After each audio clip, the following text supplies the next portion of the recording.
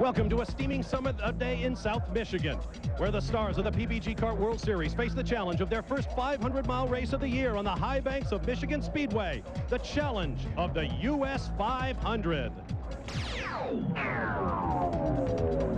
It is hot. This track is very physical. They're in the corners a long time. They've got 18 degrees of bank.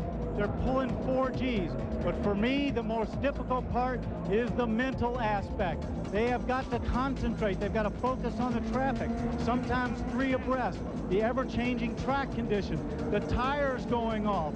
And all this they do while they're doing it at 225 miles an hour average. Danny, consider this fact. These cars could go even faster than that. Down the straightaways, they've been clocked in excess of 240, almost 250 miles an hour. So what has CART done? They've tried to slow down the evolution of speed. For this race, they've introduced this piece that's euphemistically called a tunnel blocker. It's located beneath the tunnels. It slows the cars by about 25 to 30% in terms of downforce. Drivers say, though, it gets a little dicey in the corners, and they're still going 225 miles an hour.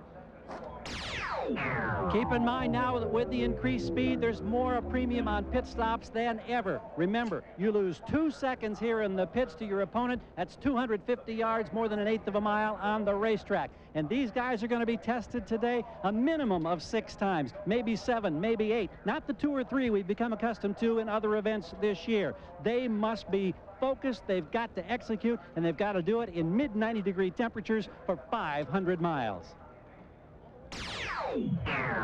Bout is the championship. Years ago, they awarded extra championship points for your results in a 500-mile race. No more, but that doesn't lessen the challenge. Hi, everybody. I'm Bob Barsha. My colleagues have given you a little taste of what's about to unfold. The classic American motor racing distance, 500 miles, more than twice as far as the stars of the PPG Kart World Series have had to go in any of the previous 11 rounds of the championship.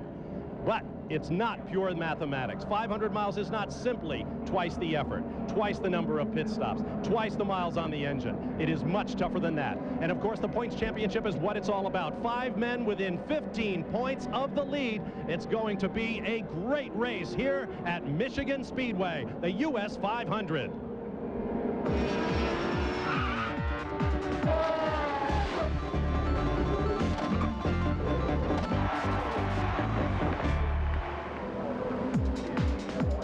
On a steaming day here at Michigan, cars are on the racetrack. Let's check out the way they'll line up with the help of our Miller starting grid. Scott Pruett is on the pole for the 3rd time in his career. The first oval pole for Pruett. He'll be alongside Brazilian Mauricio Gugelmin. On row 2, Raul Boesel looking for his first career win. And Jimmy Vasser, the defending champion of the US 500. Row 3 will be Parker Johnstone, his best starting position of the year. And Bobby Rahal, the dean of active drivers. Row 4 will be Alex Zanardi, who has 2 wins this year. And Brian Herta, who finished 2nd in last year's July 500-miler at Michigan. On row 5, Andre Ribeiro, the winner of a 500-miler run here last July, and Gilles de Ferran of Brazil. On row 6, Mark Blundell, the Englishman, and Patrick Carpentier. On row number 7, Dario Franchitti and Christian Fittipaldi. On row number 8, Adrian Fernandez and Al Unser Jr. On row 9, Michel Jourdain Jr. and Paul Tracy. Row 10 will be Michael Andretti, the winner here in 1987 and 89, and Walter Salles, the Brazilian rookie. On row number 11, Greg Moore and Richie Hearn. On row 12, Max Pappas and P.J. Jones. On row 13, Juan Fangio II and Hiro Matsushita. And on row 14, Dennis Vitolo and Ard Meyer. To Danny Sullivan. Well, the stories today, it's a 2-mile oval. Race length is 250 laps. That's 500 miles. The defending champion is Jimmy Vasser, starting position 3. Pit windows between 30 and 35. And the stories today, heat. And is that going to affect the engines? Can they go 500 miles at the speeds these guys are turning? And can the tires hold up at those speeds? And the points race. Who will come away with the most points? We're about to go green.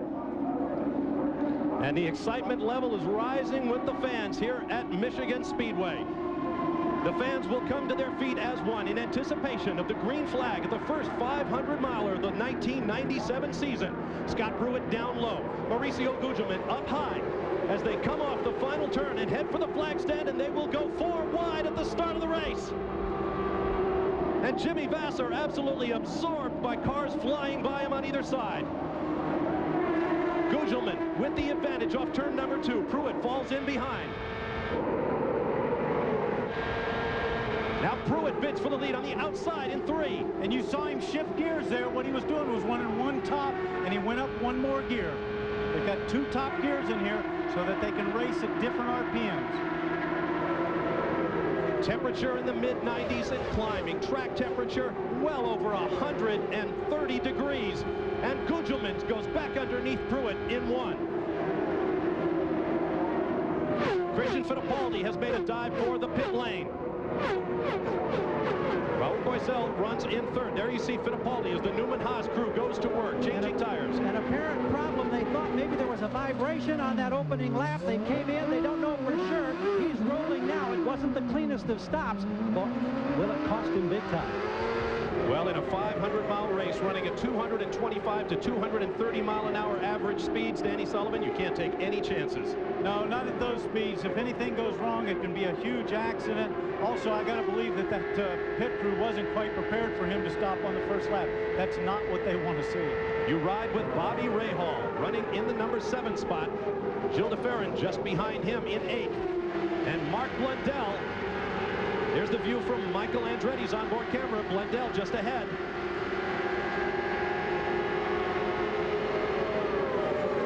Brian Herta and now Patrick Carpentier with a noticeable wiggle up on the high side. To stand down in the turns and watch these cars come through, pushing the air at 225, 230 miles an hour. It's absolutely breathtaking.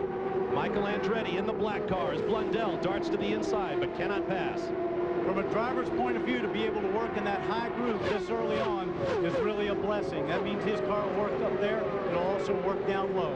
Brian Herta in black and white, running just ahead of Michael Andretti. A long afternoon of high-speed racing ahead for the field of 28. On the backstretch.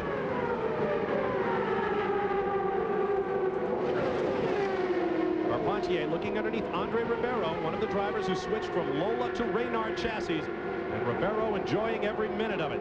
We saw Carpentier's car just before working in the high groove. Now he's going down low. Ribeiro shown as 9th, Carpentier as 10th. But as you can see, positions change with the ebb and flow of the race at every corner. Once again, Andretti on the left, Herta on the right, running 11th and 12th. Quick update, Bob, on Fittipaldi. Apparently he had a flat spot on one of the front tires, created a vibration. That's why he came in and made the change just after the start of the race. Michael Andretti down low in the American-built Swift chassis. Carpentier with a Reynard. 5 laps complete. We'll be back with more live from Michigan Speedway. Mauricio Gugelmin leads the 4th lead in a race this year. Back in Michigan as the US 500 continues. For complete coverage of the CART PPG Cup World Series, including the latest news, notes, and results, check out ABC Sports Racing Area on America Online, keyword ABC Sports. On board with Michael Andretti, twice a winner here at Michigan. Andretti currently shown in 9th place, running all alone on the racetrack. Bob, his crew chief Tim Bumps told me earlier that they had a problem on the boost yesterday in the qualifying run, which is why they down. The valve was actually set down about 0.9 of an inch, which was about 25 or 30 horsepower. And around here, that's a lot. That's why his qualifying run was so bad and he had to start so far back. Michael Andretti now in 8th and challenging Bobby Rahal on the inside for 7th. Michael is flying. He started 19th and he is up to 7th as you ride with Bobby Rahal. Danny, you're talking about that valve problem yesterday for Michael Andretti. We have word here in the pits that Greg Moore apparently is experiencing a valve problem early as well. They're hoping that they can make a change under a yellow flag around the first pit stop. So problems for the young driver from Canada. And we have an engine let go right there. It's one Boy, of that's a big let go. I'm sorry, Bob. Look at the flames coming out of that. That is P.J. Jones, whose father Parnelli, the IndyCar legend, is here watching his son race this weekend. The yellow flag has come out. The pits will be closed, and Jones will pull his Toyota-powered Reynard to a stop just past the pit in. In fact, I'm sure he's looking for a fire station. It's got to be warm inside the car for him. Look at him scrambling to get out, throw that steering wheel. Pulled a very smart spot right there with the fire trucks and the firemen. Pits are closed. The red signboard with the black P means no one can come in as the safety car picks up the race leader.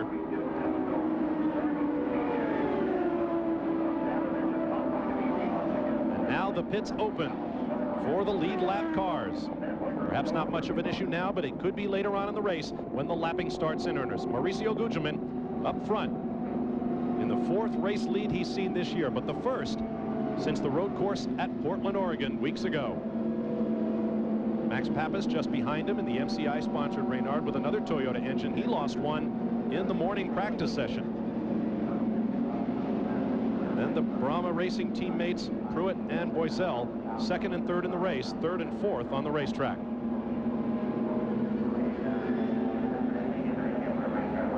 Pits are open, but the race leader will not come in.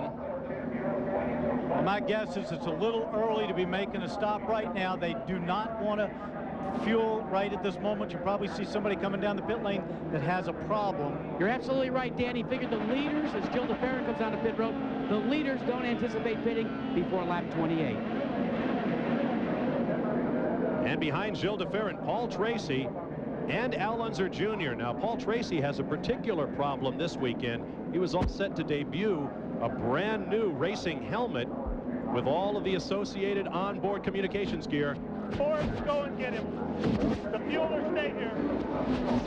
Little flame coming out of the back just behind the right rear tire, or the left rear, but right rear on your screen. Another engine bay fire. This is Greg Moore, the young Canadian who won a pair of races earlier this year. The youngest winner in series history. The kart safety team has extinguished the fire, and they will tow him on in. You heard the crew on the radio telling which members of the crew to go down to the pit lane to go and get him. We'll take this opportunity for a break and return with more live great drama at the start of the US 500. Michigan Speedway, a 2-mile oval located in Michigan. Paul Tracy, as we're still under yellow, in and out of the pits. His problem, according to his crew chief, very, very loose. Now the front runners, precisely the Brahma team of Scott Pruitt and also Raoul Boesel, absolutely the opposite problem. Their cars are pushing in the middle of the corner. Both of them are electing at this point to stay out on the racetrack, and they say that they can live with the push. They couldn't live if it was loose. Let's check in with Gary Gerould. A year ago, Greg Moore was sensational at the start of this event as he charged from 17th position to 2nd in a matter of some 20 laps. Today, misfortune. The crew is scrambling down here as he is in the pits. There's conflicting information, and they're trying to pinpoint if the problem is valve related or if in fact it's ignition and electronics related. So what they're methodically doing is going through and change various components at this time. You're hearing Tony Brunetti on the radio behind us. He's talking as he advises Greg Moore of what's going on at this time. Meanwhile, in an adjacent pit, Christian Fittipaldi came in, topped off for fuel. Remember, he made the earlier stop for tires. Bob? All right, thank you, Gary. Finishing off my Paul Tracy story. Tracy's all singing and dancing new helmet disappeared this weekend. He had to start the race without it. When I talked to Paul earlier, he said that he's now gone to a road course helmet, and even though they've got the little ribs over the top to stop the buffeting, it's really forcing his head back in the cockpit and running around very tough on his neck. Not what you need here with a 500-mile race in store. There's Mark Blundell, winner of 2 of the most recent 3 races, down to Jackaroo. Well, P.J. Jones has made his way back, and P.J., what happened?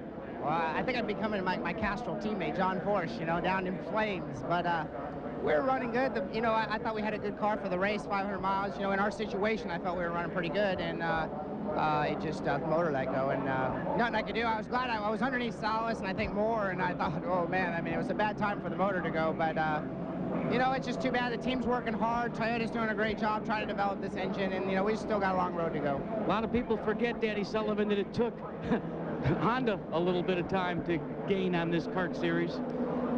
Jack, not only Honda, but let's not forget when the early Ilmor came out, It was a struggle with that engine too, and I was involved with that, and it took a couple of years to get it right.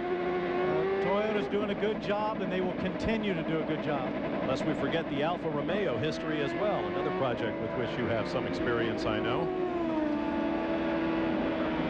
We remain under caution here at Michigan. 233 laps remaining. Just the sheer mention of that kind of number around a 2-mile racetrack is pretty staggering.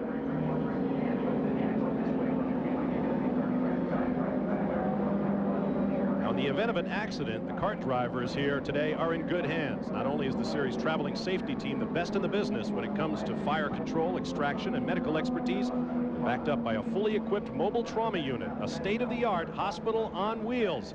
Gary Gerould takes us on a tour.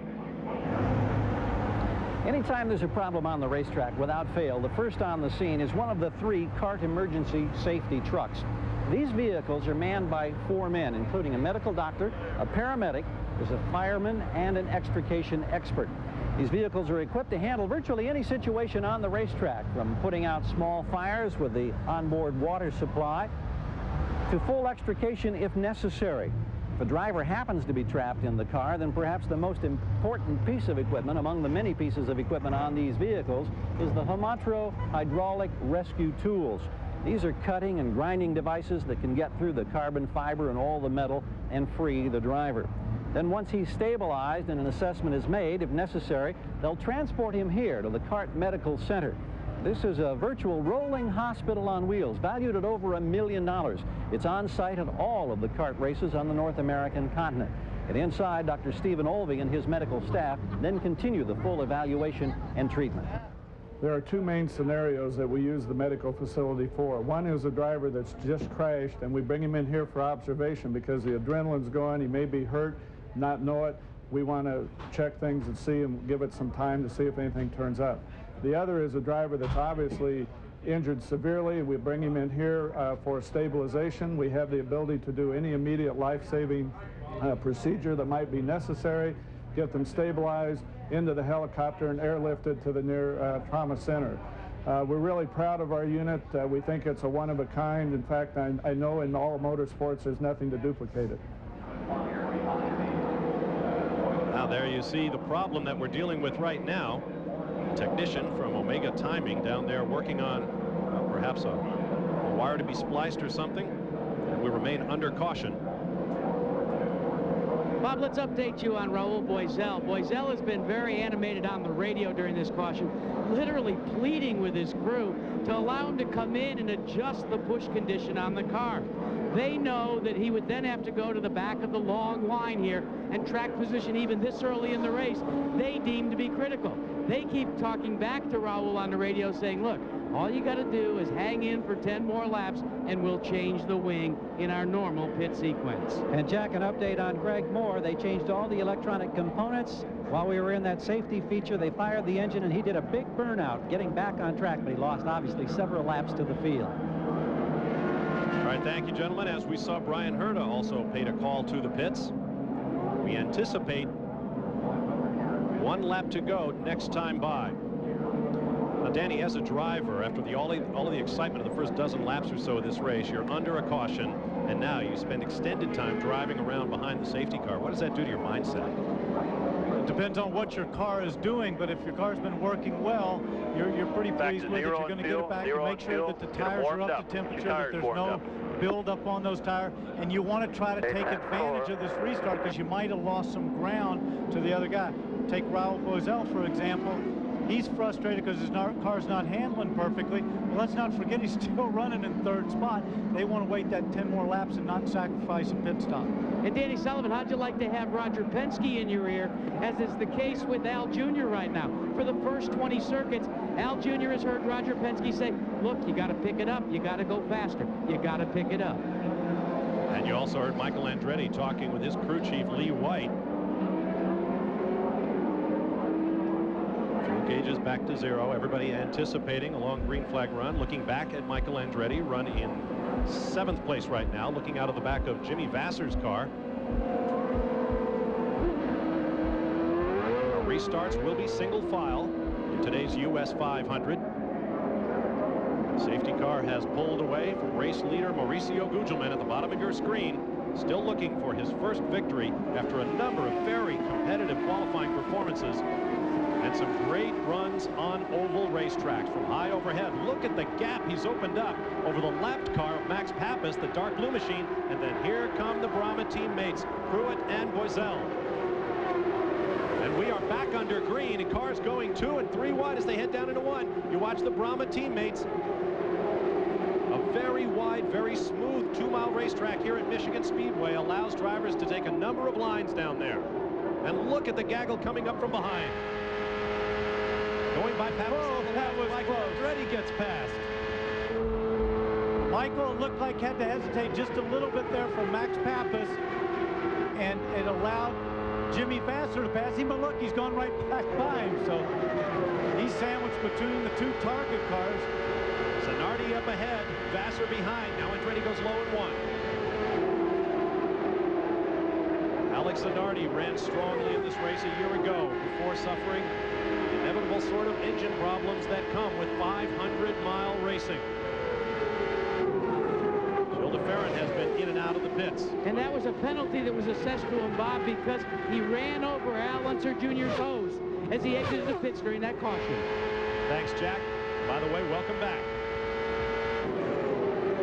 Michael Andretti closes up on the Reynard with Honda Power Firestone tires for Alex Zanardi. Andretti with a completely different mechanical makeup. The Swift chassis, a Ford engine, and Goodyear rubber. And Bob, as disappointed as Michael Andretti was yesterday after qualifying 19th when they couldn't pinpoint a problem that related to boost, he's been elated after the morning half-hour warm-up session. And right now, everything that he's uttered on the radio has been positive. He loves the way this race car is working. And why not? From 19th, right now in 6th. Down low goes Michael Andretti on Alex Zanardi. Andretti has good reason to feel good. Last year in a 500-miler here in Michigan at the US 500, 4 of the top 6 finishers started 14th or further back in the field. Now the long backstretch. Now Michael Andretti opens up a quick couple of car lengths on Alex Zanardi, and will pick up the battle between Jimmy Vasser and Bobby Rahal, 7th and 8th. Bob, unlike a stock car where you'll see him run around there nose to tail and taking advantage of that draft, in these cars, even though the draft will pull them a little bit, it disturbs the air so much, it affects it over the wings and will upset the balance of the car. So these guys will take a quick tow down the straightaways from them, but then they quickly want to dart out and make a move and get into the corner with clean air. Here come Patrick Carpentier and Dario Franchitti, the 2 rookies battling for the Rookie of the Year honors. Carpentier has it. Franchitti coming off a great weekend at Toronto, his first career PPG Kart World Series pole, and his first for car owner Carl Hogan. It all came apart in the first corner for him. Now here's Michael Andretti moving. That's Parker Johnstone on the right, running 4th. Andretti is flying. Now, if you're looking at this at home, you think, how come Michael Andretti has so much more power than Parker or Jimmy Vasser or anybody? That's not the power, that's the handling. His car is working so well in the turns that he's able to carry more speed off of the corner and slingshot those guys down the straightaway. And of course, much of this racetrack in Michigan is corners. Right now, Michael's on the only real straightaway. From turn 3 all the way around coming out of turn 2, it's all left-hand turn. We'll be back with more from Michigan Speedway in a moment. We are back at Michigan at the US 500, but coming up next on ABC Sports, great golf action. The Senior British Open from Portrush, Northern Ireland. John Bland, the leader after 3 rounds. Final round coverage coming up next after auto racing here on ABC Sports. Here at Michigan, racer, the Dean of Active Drivers in the PPG Kart World Series, and noted golfer Bobby Rahal runs in 10th place. And he has another reason for hoping this 500-miler ends soon. He's off for a week of golf, a golfer's dream in England and Scotland. He's going to play Troon, St. Andrews, 5 terrific, legendary courses in the space of a week. And we'll see if his handicap is still 9 when he gets back.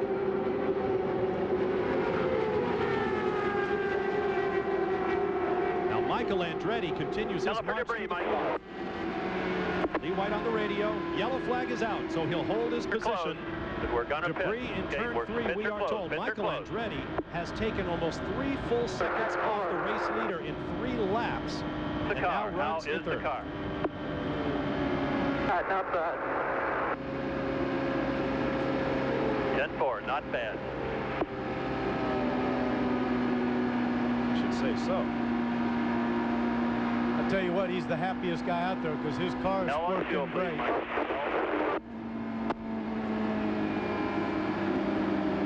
So another break, time to crack the visor, get a little air into the helmet. Bob, when they open the pits, it's going to be interesting because Gugelmin and Andretti are in adjacent pits. So these two teams know that Andretti is coming with a big rush, and whoever gets out of the pits first could well be leading this race. There you see the gap from Mauricio Gugelmin on the left to Scott Pruitt. Just behind Pruitt is Andretti. Big Mo, littler than he was a year ago. He's dropped about 40 pounds during the offseason. He's going to lose some weight today in this heat. The pits are now open. Let's see if the race leader takes to the entrance. They're still on the backstretch.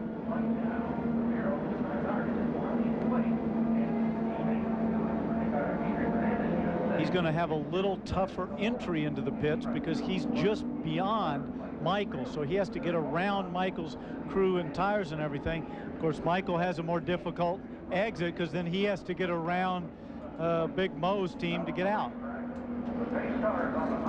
And here they come in a group. We'll try to follow the top 3 cars, Gugelmin, Pruitt, and Andretti, through their stops. And here they go. A triple split view.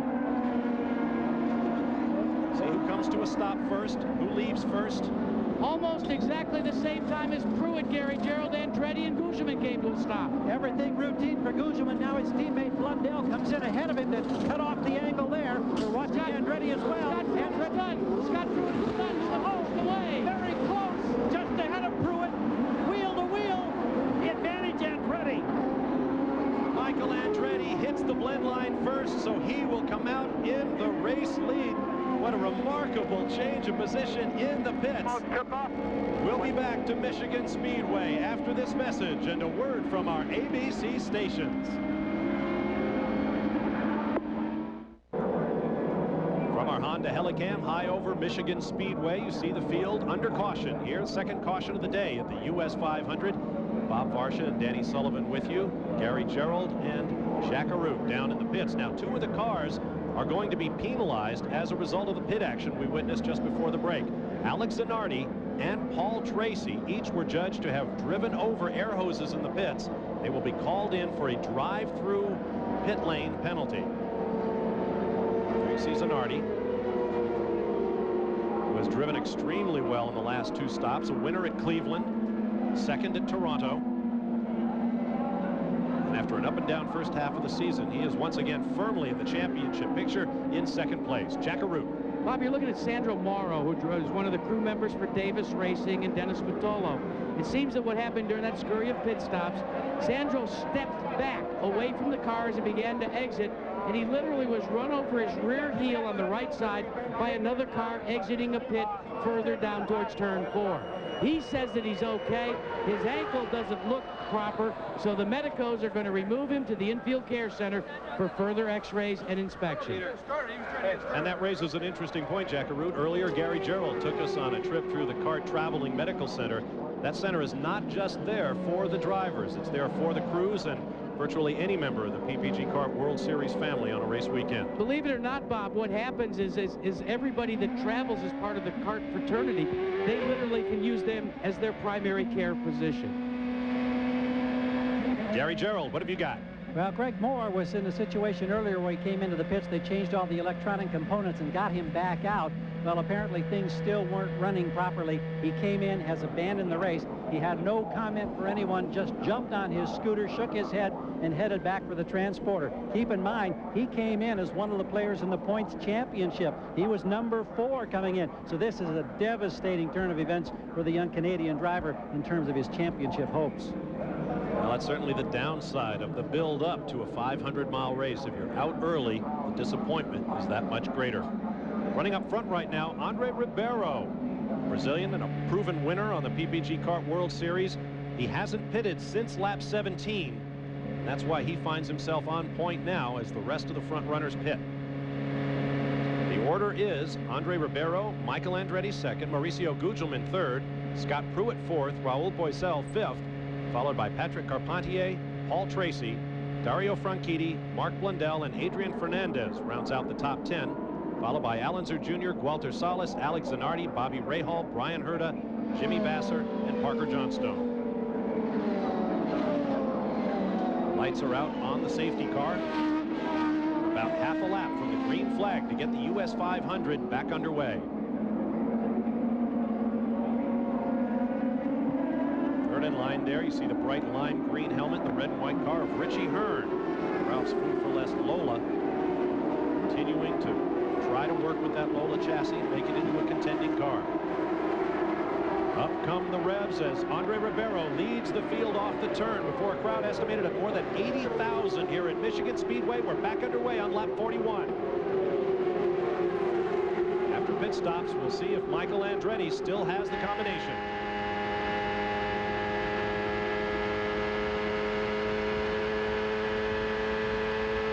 See very little steering input. From the pit lane is that Parker Johnstone, currently shown 17, will be called in for a penalty. Apparently it was his car that struck the crew member whom Jack spoke about a moment ago. It'll be a drive-through penalty as Michael Andretti pulls up behind his teammate Christian Fittipaldi. Here come the cars that we mentioned were penalized earlier. Paul Tracy, Alex Zanardi in the red machine. They have to come through at the pit lane speed limit of 80 miles per hour.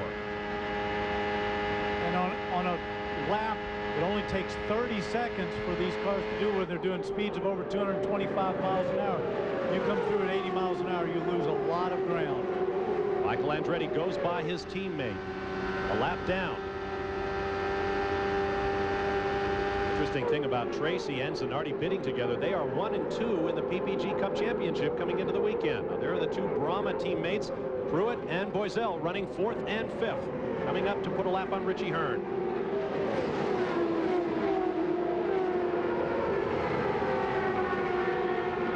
That's Dario Franchitti to the right of your screen. He is running in 6th place, just behind Boesel.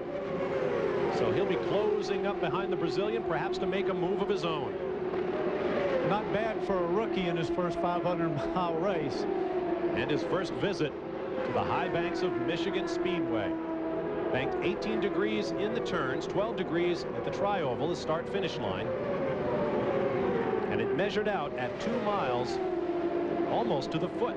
And you see how long they're in the corners. The straightaways are fairly short, long in the corners. You'll see how many G's they're pulling here. Lateral G-force, the number in the middle of our telemetry screen, and look at that speedometer pegging just under 240. Now the G-forces even out as he's on the backstretch, and then extending again as they build to 3 G's and more in the turns. Actually, you see it goes solid right there. It actually goes up to almost 4 G's, but the meter only goes to 3 G's, and they're doing this for 250 laps at both ends. It's a long time in pulling that kind of G-force. Absolutely. I once spoke with Rick Mears about running on the ovals, and I talked about the Formula One series, how the drivers complained about hitting 4 G's occasionally. He said let him try it for 3 hours on a hot afternoon. So Andre Ribeiro out the bottom of your screen. Here comes the second place car of Michael Andretti. Now see how Michael's working down there low. He's working that low group. His car is handling tremendously well if he can run down there that tight. Notice the shadow under the front wing. The suspension moves hardly at all. Yet the shadow shimmers under that front wing. Gives you an idea of how smooth the racetrack here at Michigan. Look how gentle his hands are.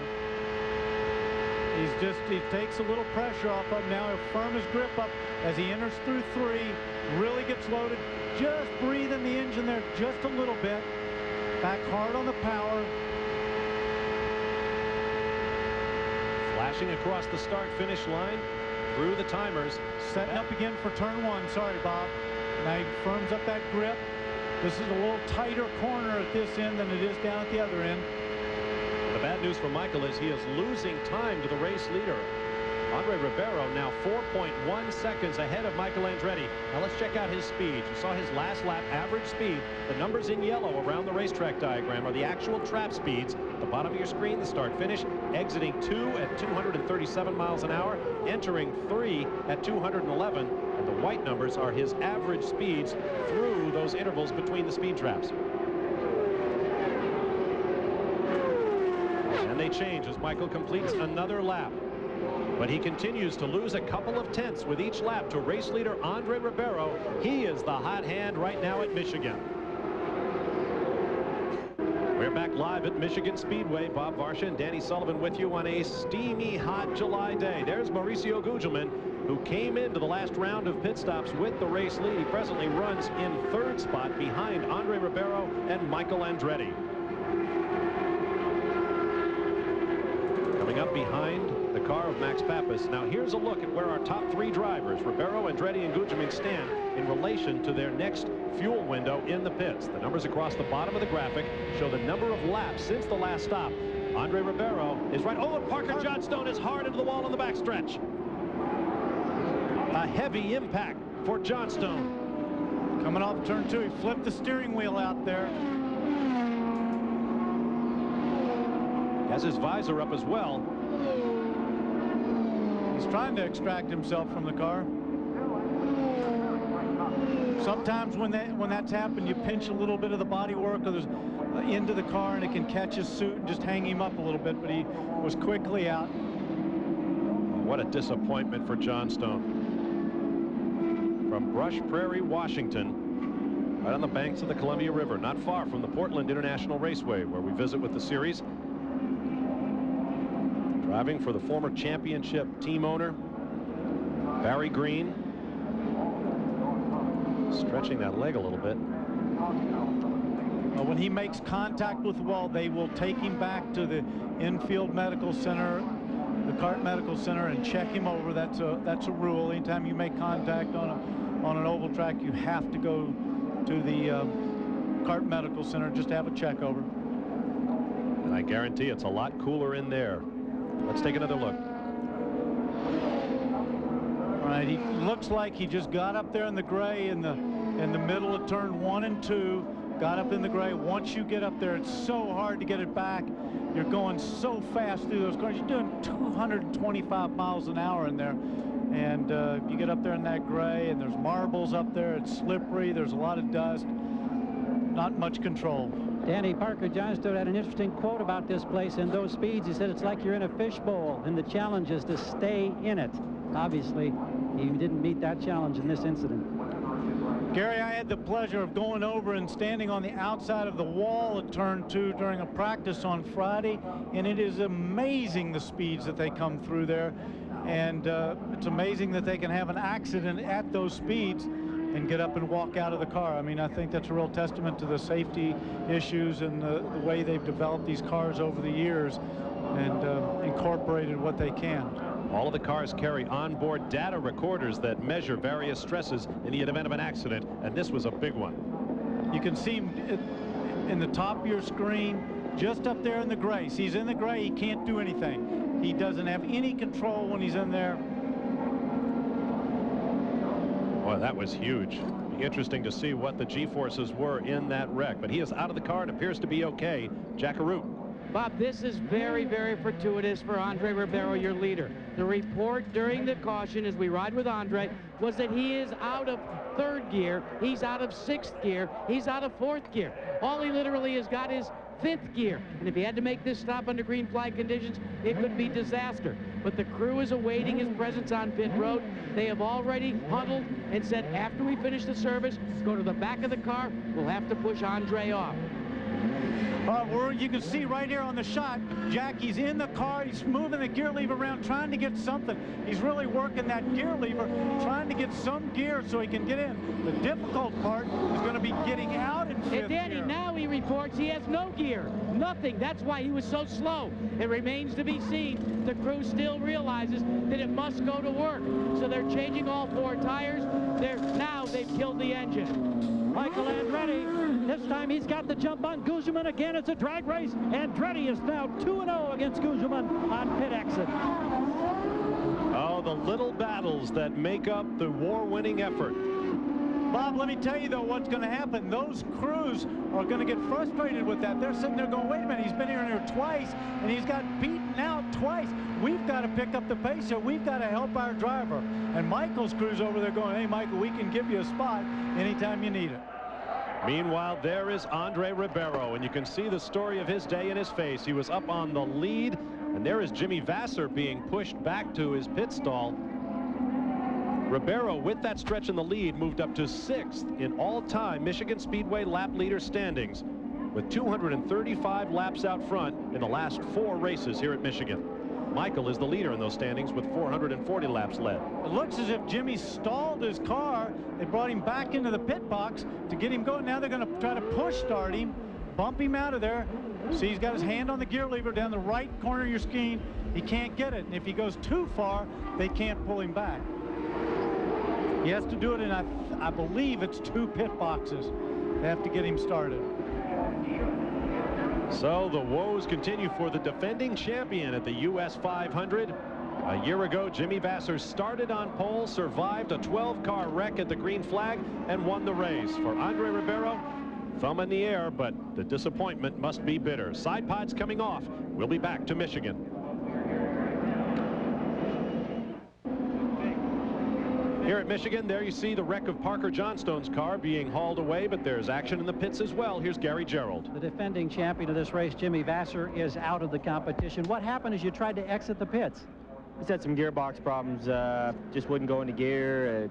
You know, just kind of seized up, locked up there. And no, it's pretty unfortunate. We were cruising around with a pretty decent car. Alex had a problem in the first pit, come through my box, and we lost a lot of spaces there. But I was confident with the car. We were settling in. 500 miles, you got to set the car up to be there at the end, and you know, it's just unfortunate for the whole team and Target and all that. I think we had a pretty good car today. This has really been a star-crossed season in contrast to that great ride that you had last year in winning the championship. How tough is that to deal with now, Jimmy? Well, it's disappointing, no doubt about it, but you know, you got to be prepared to take the ups and downs in motor racing. Things like this happen, really, that they're out of your control, and all you can do is load up and come back swinging the next weekend. We're hearing talk that maybe you'll be making a change in teams for 1998. Anything you could share along those lines? Right now, I believe I'll probably be here for 1 more year. But like I said to Marlo the other night in the RPM Tonight telecast, you know, I was just thinking maybe, you know, I've been here for 3 years, and that'll be 4. It might be time for me to look around and maybe find some new surroundings, try something new. Thanks. Okay, thank you. Well, a hero a year ago.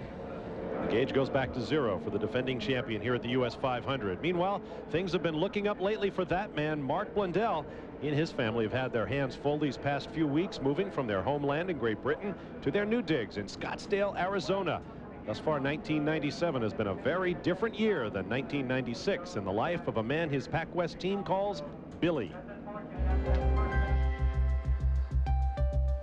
In his second season in kart, Mark Blundell has come into his own, claiming his first career win at Portland in the closest finish in history. That helps erase the memories of last year, spent living far from home and hurting. Rio was tough for me. It was a big accident, only the second race into the season. Left me with injuries and out of the championship for 3 races and a few bad memories. And you know, it was already difficult to adjust because I was coming into a new culture, new environment. I was all missing my family, didn't have anybody around me, so I didn't have much stability. As a driver, I need that stability of my family around me. It's very tough to operate when your children and wife are 5,000 miles away. On the home front, Mark and wife Deborah have moved their sons Mark Jr. and Callum from the UK to the sunshine of Arizona. And make no mistake, Mark Blundell is a family man. Only from the point of view that it put a bit of extra pressure on me to go and do well and, you know, bring some pennies back home, but it just puts a different perspective on life. We've got responsibilities now, and you know, I feel very proud to be a dad and proud to be able to, you know, take my sons out and enjoy them. But at the same point, yeah, maybe it's kept me more stable, and at times I could have been a lot more unstable as an individual young man, probably. But you know, I'm very happy with family life. It suits me, and I think it's good for my career. 10th in the PPG Cup coming into the weekend with 56 points to the 109 for Paul Tracy, but Mark Blundell has won twice. He has momentum on his side. He could be a factor before this series is over. He presently runs in 12th place.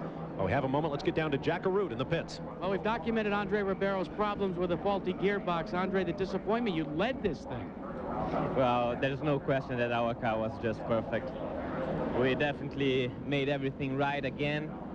The car was just very good on race rhythm, but unfortunately we had this problem. We'll be back here. We had some problems here. We came back, we won. We'll come back. Now you have a bigger smile than normal because you've got that Reynard, despite the fact that your teammate Adrian Fernandez is still saddled with a Lola. You gotta like the idea of finishing the season with that Reynard. Well, for sure it's a huge disappointment when you have a good car to be able to win, and then you have this problem, you have to stop. But of course, we are able to be competitive, and this is the main thing right now for us. Well, as Andre Ribeiro's retired, we see that coming in, as they call dead stick, Gary Gerould, is Mauricio Gugelmin with no power. But let's check in with you. Yeah, we understand from the crew that it is engine failure, and so he'll be coming into this end of the south end of the pits here momentarily. Also updating the situation now for Scott Pruitt and the Brahma team. They're frankly wondering why these other teams came in so early. Their window of opportunity is still good for another 16 to 18 laps. They've elected to stay out with both of their drivers, Pruitt and Bosell. And problems for Michael Andretti. We understand that there's something that relates to the weight jacker that has got him very, very concerned. Danny Sullivan has had experience with weight jackers. Maybe you can relate to what Michael is experiencing at this point.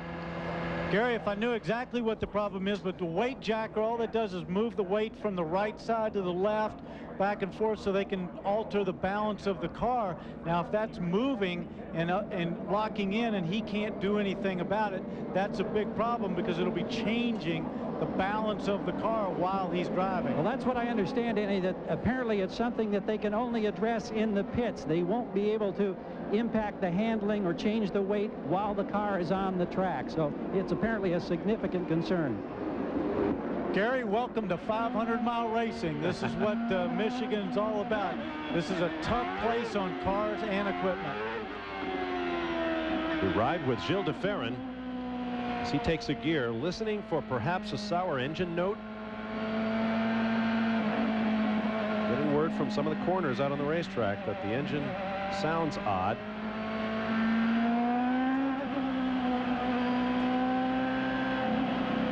Sounds okay right now. And I think he'd be talking on the radio. Of course, sometimes they can load up while you're driving around that slow. Safety car is pulling ahead of the race leader, Scott Pruitt, with his teammate Raul Boesel just behind him as we prepare to go green. There's Michael Andretti, third in the race, but a couple of cars behind the race leaders on the track. Up to speed they come. Pruitt leads off the corner and opens up a big lead over his teammate as we restart lap 66. Michael trying to get by Dennis Vitolo in the yellow car to the right. Saw him reach down there and take another gear, shifting up through there to get the gear he wanted. Ooh, he'll have to have lift when Dennis moved down like that. That's Bobby Rahal.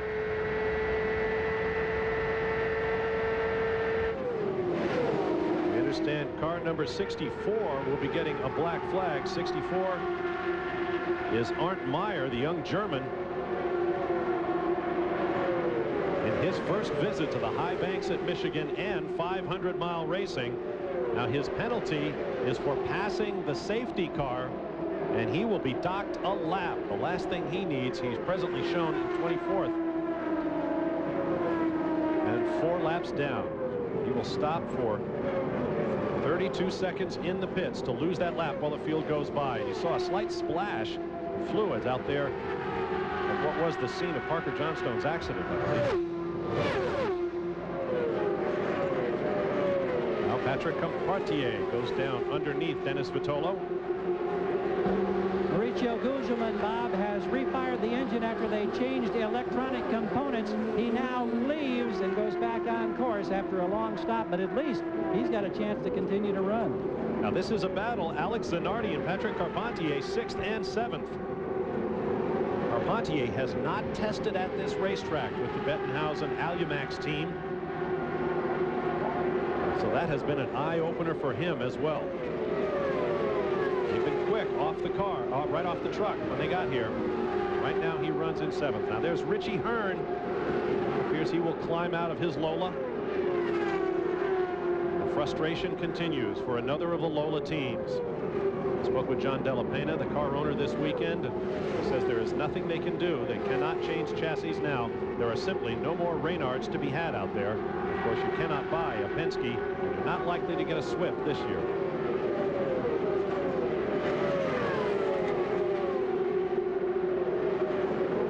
There's Al Unser Jr., Alex Zanardi going wheel to wheel, and Zanardi motors by Unser.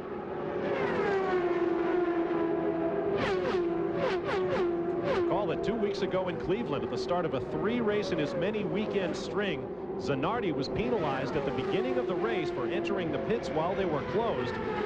But he topped off his tank, got ahead on pit stops, and somehow came from dead last in the field to win.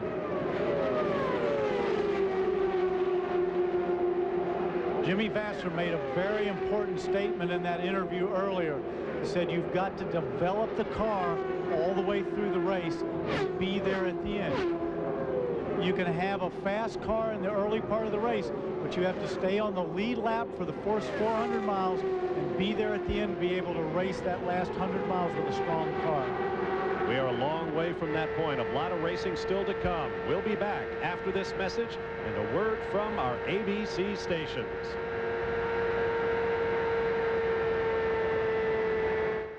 Back live at Michigan Speedway, we have a new race leader, and Michael Andretti, despite what we suspect were mechanical problems on that car, goes down low. This is how it happened as he went by Scott Pruitt as they got around Arndt Meyer. When he pulled down, that was so close. And Michael motors by in the lead. Now let's view that from the perspective of Michael's onboard camera. We're on the back straightaway here. We're going into turn 3. He's going to pass him coming off 4. He's down there low, has to lift. Scott's down there, moved down a little bit, now side by side.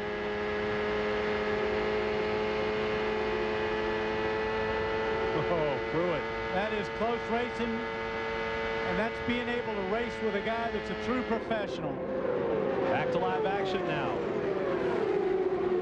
And smoke from the back of the race leader's car. Michael Andretti, a plume of smoke from the right rear of the engine compartment.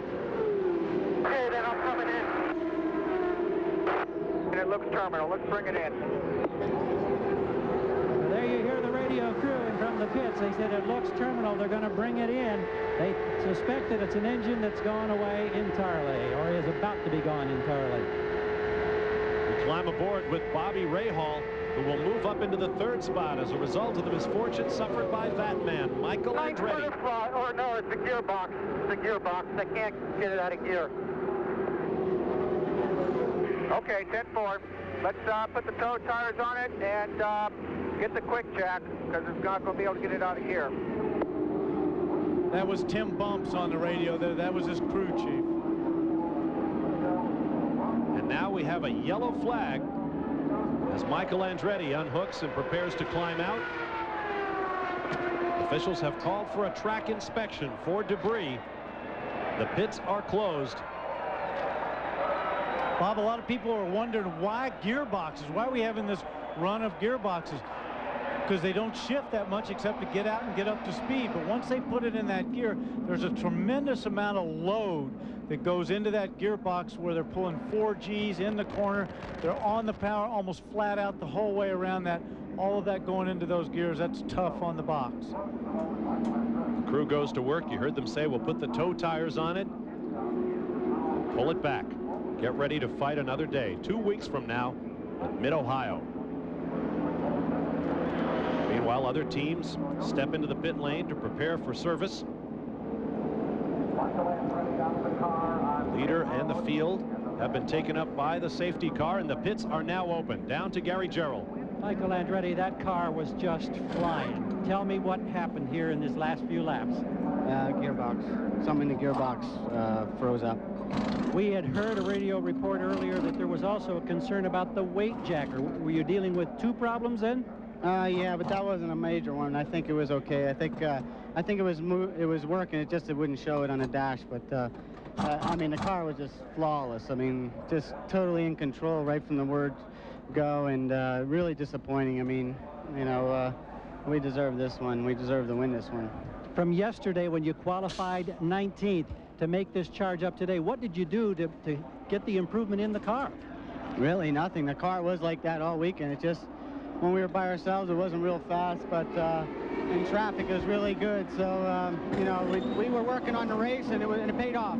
Thank you, Michael. Jack? Well, Gary, as we watch the top 3 drivers, their crews have gone to work. Bobby Rahal is already out, but Scott Pruitt also will follow Rahal, and Raul Boesel will lose some ground to Patrick Carpentier.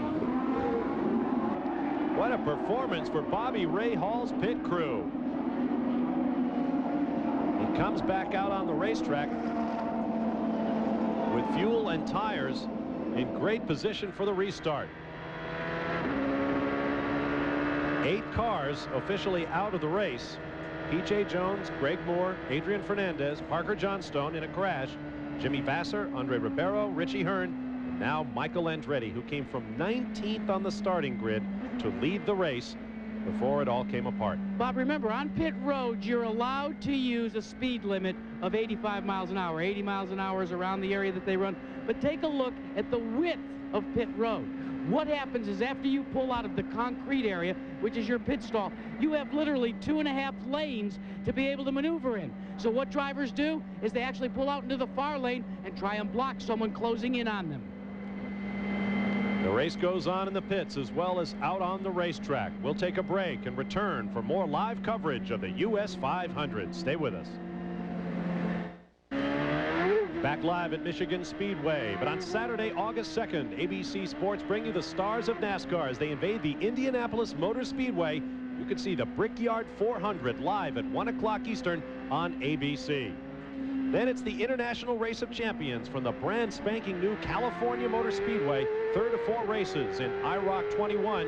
You will not believe California Speedway until you see it. Saturday, 4:30 Eastern on ABC. Pace car heads for the pit lane. Off the turn they come, and Dario Franchitti, who did not stop under the yellow flag in our most recent round of pit stops, assumes the lead at the US 500 on lap 86. Bobby Rahal runs second in the blue and white machine. Alex Zanardi is third, Scott Pruitt fourth, Patrick Carpentier fifth. So our 2 contenders for the Rookie of the Year are first and fifth in the race. There you see Bobby Rahal, and then Zanardi. Blue car, Max Pappas, his laps, several laps down. Top 3 right there. Excuse me, that's Christian Fittipaldi up first. Then Bobby Rahal running second behind Dario. There goes Dario out the top of your screen. The view from Christian's car as Bobby Rahal motors by.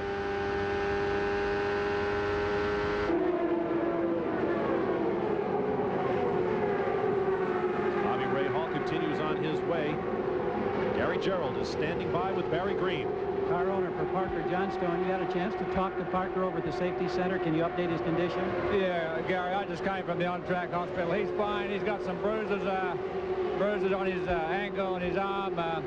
Took a pretty good whack to the head. A small cut above his eye. We had a right front tire go down.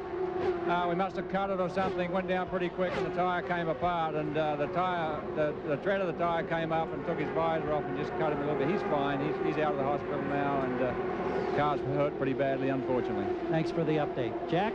Well, Gary, we've got Richie Hearn overheating, put you out of the race. Richie, how frustrating was this day for you?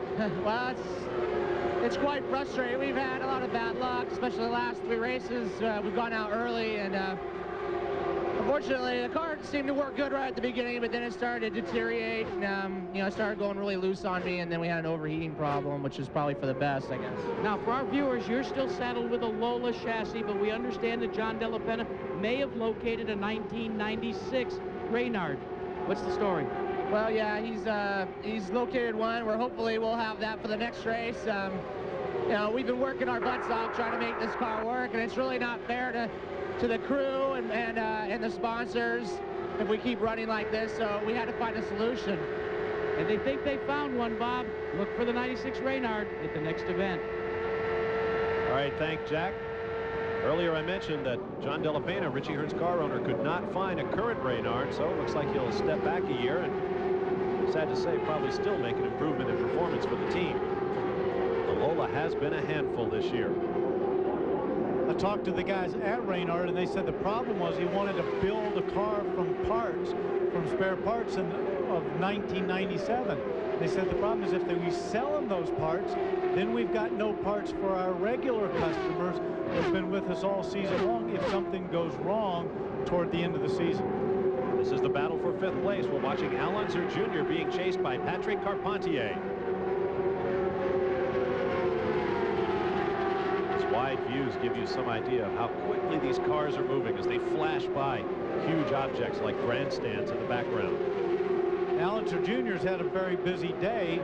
He started off with an IROC practice, then had his final IndyCar practice, then did the IROC race, and now we see him out here trying to go 500 miles. Little Al drove the whole race.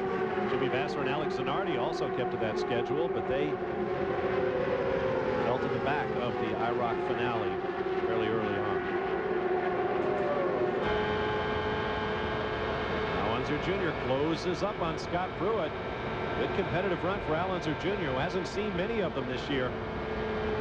This is for 4th place. Pruitt has it. Unser Jr. wants it.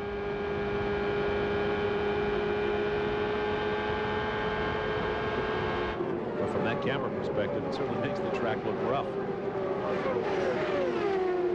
This track has been rough over the years, but Roger Penske and his organization has done a tremendous job when it gets that way of peeling it up and repaving it. Battle for the lead. Bobby Rahal goes up high over Dario Franchitti and sweeps past into the lead as they head for the backstretch. This on lap 94 of 250 laps.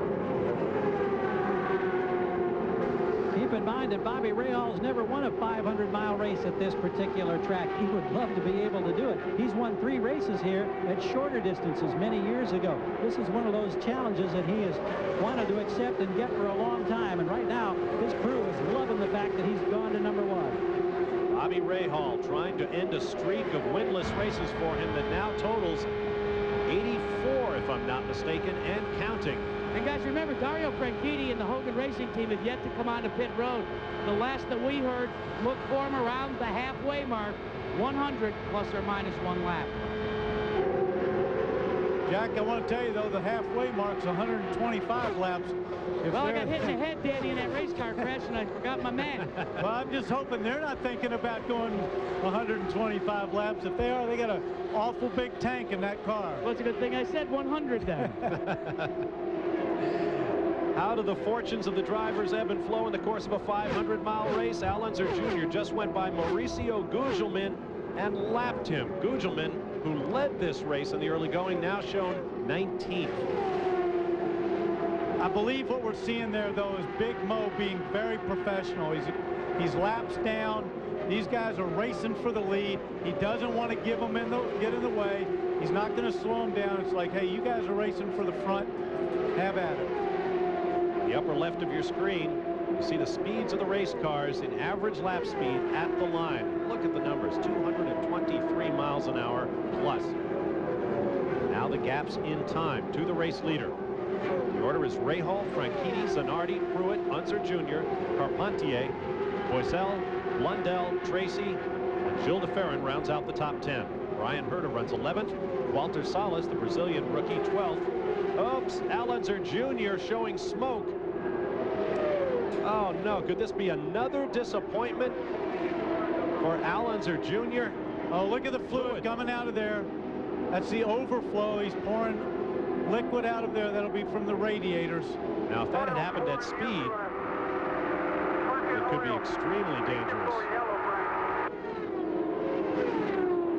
We see it again, the blue smoke. We copy, we're working on it. Stay out then, stay out. Teams on the radio to their crews, anticipating. And Al Unser Jr. turns off. We anticipated, that crew evidently anticipated a yellow flag, but they do not get one. We are still under green. as Unser Jr. becomes the 9th car to drop out of the race. Look at the trail of fluid. And typical of Al Unser Jr. thinking about his other competitors, very professional, found a good safe spot, didn't worry about getting towed into the pits, just pulled off there, went right to the safety trucks, make sure there wasn't any fire. So that will elevate the drivers behind him 1 place. Ryan Hurd at the middle of your screen. Herta runs in 10th. At this point running just behind Christian Fittipaldi, but they are not battling for a position. Fittipaldi is 12th.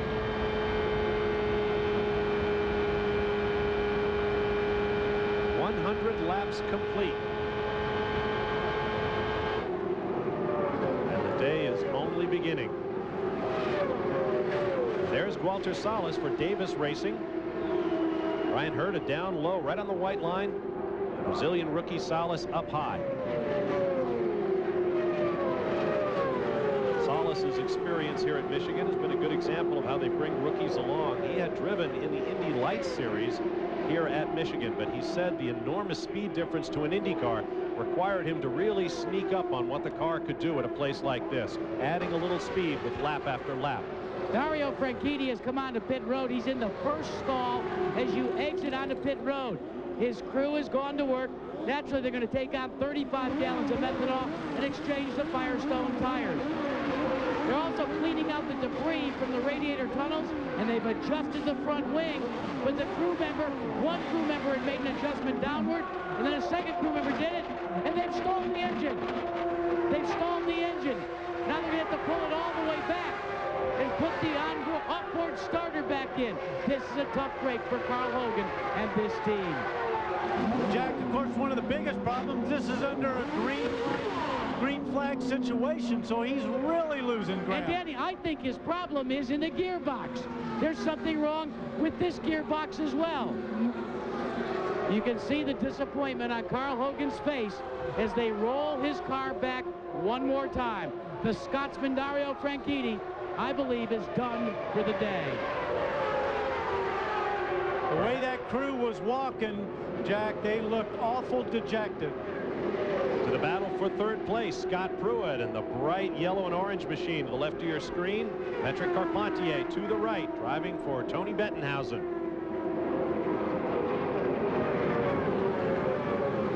Talk about a battle between teams owned by great figures in the sport. Pat Patrick owns Scott Pruitt's car. As I mentioned, Tony Bettenhausen, Patrick Carpentier's. Across the start-finish line they come. Bobby Rahal in the race lead. The 8th time Rahal has led a 500-miler at Michigan.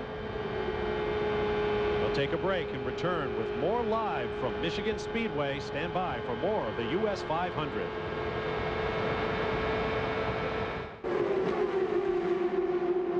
Good view from high above Michigan Speedway. The action continues in the US 500. There is Scott Pruitt in the bright orange car, middle of your screen. To the right is Patrick Carpentier. They are 3rd and 4th.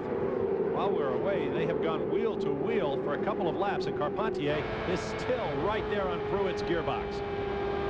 Going by Juan Fangio, one of Dan Gurney's Eagles. Reynard Chassis from All-American Racers, Toyota Power. His teammate is already out of the race. Big-time engine meltdown. Tell you, running alongside Patrick there, he didn't look like he was that slow, that Toyota Power. Christian Fittipaldi goes out the bottom of your screen, then Pruitt. Bobby Rahal leads the race. Alex Zanardi 2nd, Scott Pruitt 3rd, Patrick Carpentier 4th, and Raul Boesel, Mark Blundell, and Paul Tracy.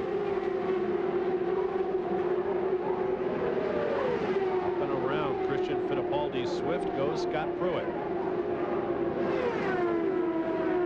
He's pulled out a little bit of a lead. He was dicing there with Patrick Carpentier, but he's pulled out just a little lead on him.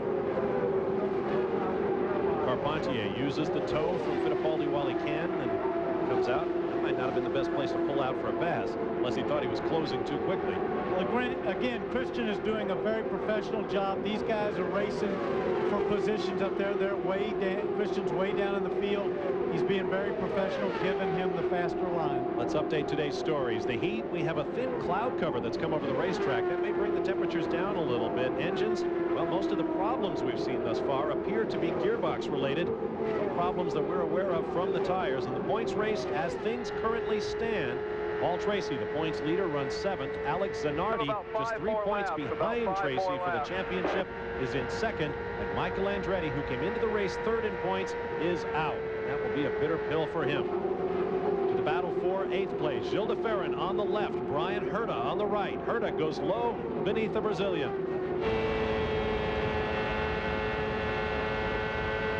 That looked fairly easy.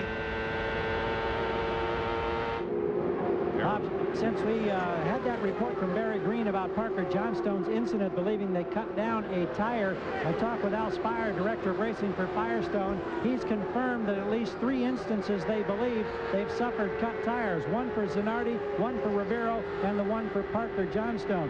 Obviously, they don't know where the debris has come from, but that's the only problem that the Firestone engineers are reporting at this time. Thank you, Gary. That's right, I'd forgotten that. It appears to be a tire problem that put Parker Johnstone into the wall. Ride with Bobby Rahal on the lead, and just ahead of him, Walter Salas. We spoke about Salas earlier. On the right front only. Now picture this. Bobby Rahal's running along here about 230 miles an hour. We're going through turn 1. Imagine that right front tire right at this point cutting down and losing grip. Pretty scary thought, isn't it? And delaminating, the way we understand Barry Green to say that it did. Alex Zanardi goes by Walter Salas, who was the last unlapped car on the lead lap. 9 cars remain on the lead lap as Alex Zanardi continues his pursuit of Bobby Rahal. That's Michel Jourdain Jr. in the green car between them. Of course, the radio transmitting we've been hearing is them telling Bobby about 5 laps, about 3 laps. That's when they're going to be in their pit window. That's when they're going to make a pit stop. Green flag pit stop for Patrick Carpentier in the Alumax pits. Look at his rear wheels are spinning. Stop that.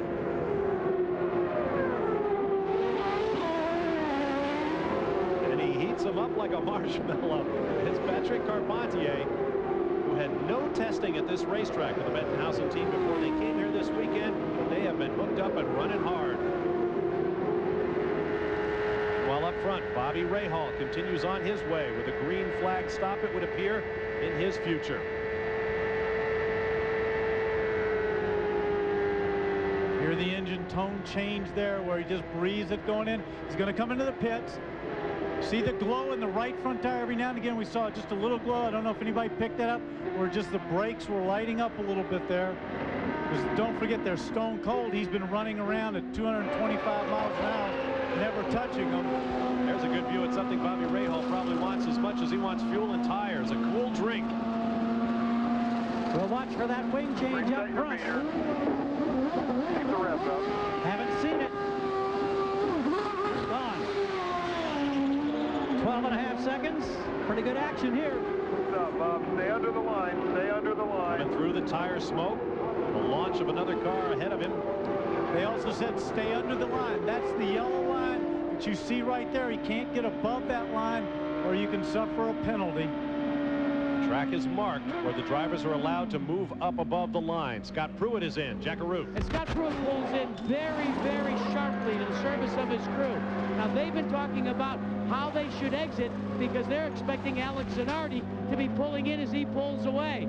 They're making a wing adjustment in the front of the car, and Pruitt is away in 13 seconds, and we're still waiting for Zanardi, but Raul Boisel, his teammate, is having problems, and here comes Zanardi.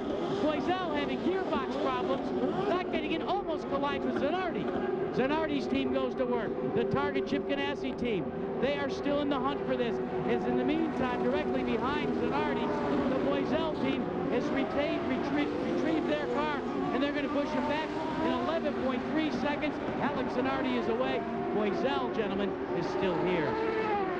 Big problems for Raul Boisel, and just behind them we almost had a collision between Walter Salas and Brian Hurt in the pit lane. Salas had to lock up the used tires he was on in order to get into his pit stop without hitting Herta. Bob, I had a ringside view of that one, and literally there couldn't have been more than 2 inches max between those wheels and making contact between Herta and Salas.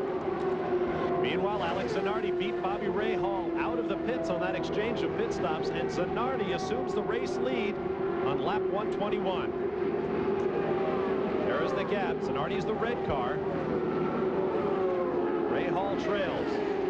That is Gilles de Ferran. Zanardi is going around. De Ferran shown as 8th in the race, and the problems continue for Raul Boesel's crew. More gearbox woes here at Michigan. Crew working in the cockpit as Boesel shakes his head. We'll take a break. We'll be back to Michigan after this message and a word from our ABC stations.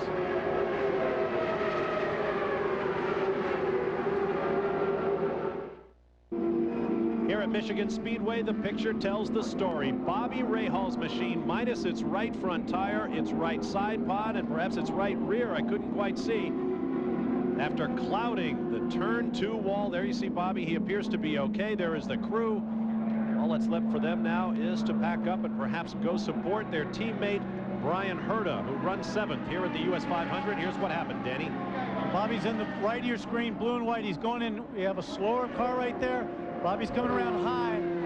He had to lift, and he lifted. When he lifted, he got up into that gray, and there's nothing you can do. It's just like what happened to Parker. Parker cut a tire down. But see how the yellow and white car has moved up, and Bobby had to go just a little bit higher, got up in that gray, and there was nothing you can do. It's just so slippery up there. From on board Bob's car. Okay. That yellow car in front of him was Dennis Vitolo. He's going around him on the high side. See how he had to lift right there. Amazing how these cars run out of that downforce, run out of grip. And there you see Bobby. It's so tough, too, for guys in the slower car, because the reason they're usually going slower is their car's not handling very well, and they're out there trying to hold on and just stay out of everybody's way. Moves up a little bit. Let's check that out again in slow motion this time. Dennis Vitolo in the yellow car. Bobby Rahal, see him just get up outside of that dark line, which is the groove, and get into what they call the gray, and there is nothing you can do. You get up there, it's like being on the marbles. It's just no control. It's like driving on sheet ice up there. Bobby and Danny down here with the crew. They just had their first opportunity to look at this, and the visible wincing and the exclamations when they saw the replay, which normally we don't have access to down here. They were just stunned at the impact. We talked to Tim Cindric, who's on the radio with Bobby. He said only Kart Radio has told us that he's okay. He had nothing else to say on the radio as he exited the cockpit. Now, Parker Johnstone had a very similar crash earlier in the race. Jack Arute is with him. Parker, you can certainly relate to what just happened out on the racetrack with Bobby Rahal as we look at a giant bruise up on your left part of the upper forehead. Now, what caused that? Well, first of all, I've got to thank CART and PPG and their rules committee, and especially the people at Reynard, because we had a failure at 230 plus miles an hour, and I went pretty, not headlong, but a really good shot into the wall, and I was able to walk away. This was from the right front suspension penetrating my helmet, and I think if it weren't for the Bell helmet that I wore, I wouldn't be standing here talking to you right now. Parker, let me ask you a question. We're seeing a lot of gearboxes, especially on the Renards, beginning to fail. Can you isolate us to maybe what's causing that? Well, we had a failure actually earlier in the week, and we've got a gearbox specialist who's one of the best, and from what I understand, it's been going through the Renard teams. We seem to get it solved, and then a long period of time goes by, and all of a sudden it fails again. So they don't know what the problem is specifically, but it's like the wheel bearing failures that we've had in the past. I know the guys at Renard and all the gearbox technicians in the paddock area are hard on it. Take your hat off for a second. We want to show you where the suspension penetrated the helmet. And the funny part is Parker said, you know, I figured that I maybe had gotten my bell rung so bad that I was going to come out of the hospital and say, you know, I want to thank all these people at Daytona International Speedway and the Daytona 500 because I just won a Winston Cup race. You really got your bell rattled, didn't you? I really did, and I tell you, if it weren't for the prayers of my friends and family and fans, I don't think I'd be standing here. Tell you what, it's good to see him, and it's good to hear that things are so far so good with Bobby Rahal. Jack, this goes back to what I was saying earlier. We showed that in-car on Bobby Rahals, how fast they're traveling through that turns 1 and 2, and if something goes wrong, it's amazing to me, and I drove these cars, how much they'll take. A real tip of the hat to CART and their safety crews. There you see Bobby's car being taken away. Here's a look at our race summary. Just past the halfway mark of the race, Alex Zanardi, the leader. The green race average, 217.676 miles an hour. 7 leaders, 8 changes through 5 cautions, 38 laps under caution, 11 cars out of the race. The record for fewest finishers here at Michigan is 7, 3 times, 1986, 1991, and 1994. You see the cars out of the race, many of them due to gearbox problems. A subject Jack brought up with Parker Johnstone. For Bobby Rahal, only his 3rd DNF of the season. And Christian Fittipaldi has spun onto the grass. And look there, his right rear wheel and tire are missing. There it goes. What in the world happened there, I wonder?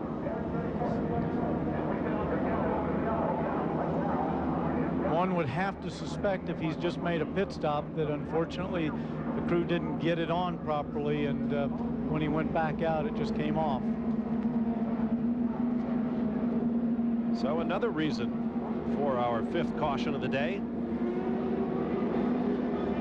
Bob Varsha, we've got another gearbox problem that's claimed another victim. Raul Boesel has just climbed out of his cockpit, and they are having the same problems.